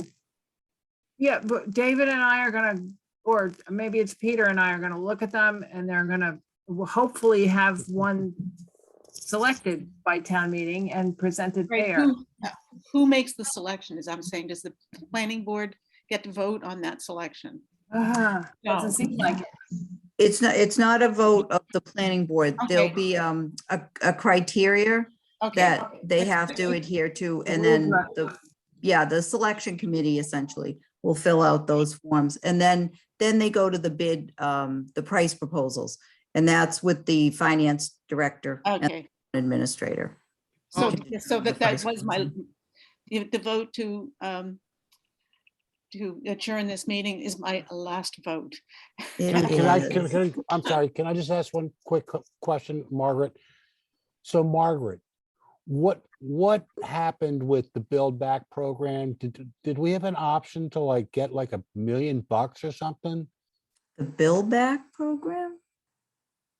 You know I think you what I'm mean talking about? ARPA, Mean the ARPA? American Recovery. The American ARPA. Recoveries? Yeah, I'm sorry. And Yeah, are we the doing town anything got- with it? I don't know what they're doing with it. I haven't, Who's There hand, is is that the money. select board? Select is Board is money. handling that, yep. And I think they have gotten comments from departments and things about suggestions of what the money could be used for, but I don't know for sure yet.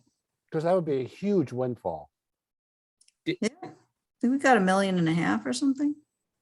And best I can I- tell, having sat in on the select board meetings the last 3 weeks, we're actually kind of strong financially for like the first time I can ever remember. Yeah, Last question, I promise. Did more than one person pull papers, or did just one person pull papers for planning board? I've only heard of one person pulled papers so far. One. I did try and talk somebody into it, and she just said she couldn't do it. Peter, if you run for Select Board, can you still be on the planning board? I can't. No, he can't. Don't So do that. who are you running against? Oops. She's right there. Her name is right there to the left of you. Deirdre Pierotti. So is there someone leaving the planning board? I mean, Catherine Harrison.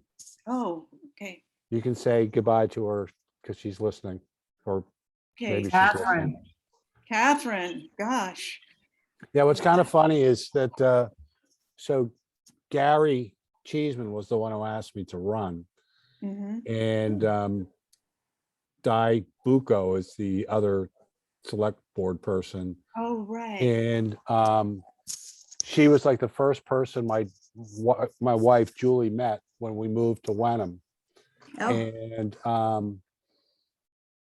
her son Frankie and my son Jack are like best buddies. They did the whole WVIS thing for Barb Locke. I think perhaps this is a conversation that should. Yeah. Sorry. yeah, we're still Sign off. recording. So once you vote to adjourn, did we have a final vote? Yes, we Yes, did. we did. definitely did. Yeah, I think we- it passed. we So Definitely we've adjourned. All right,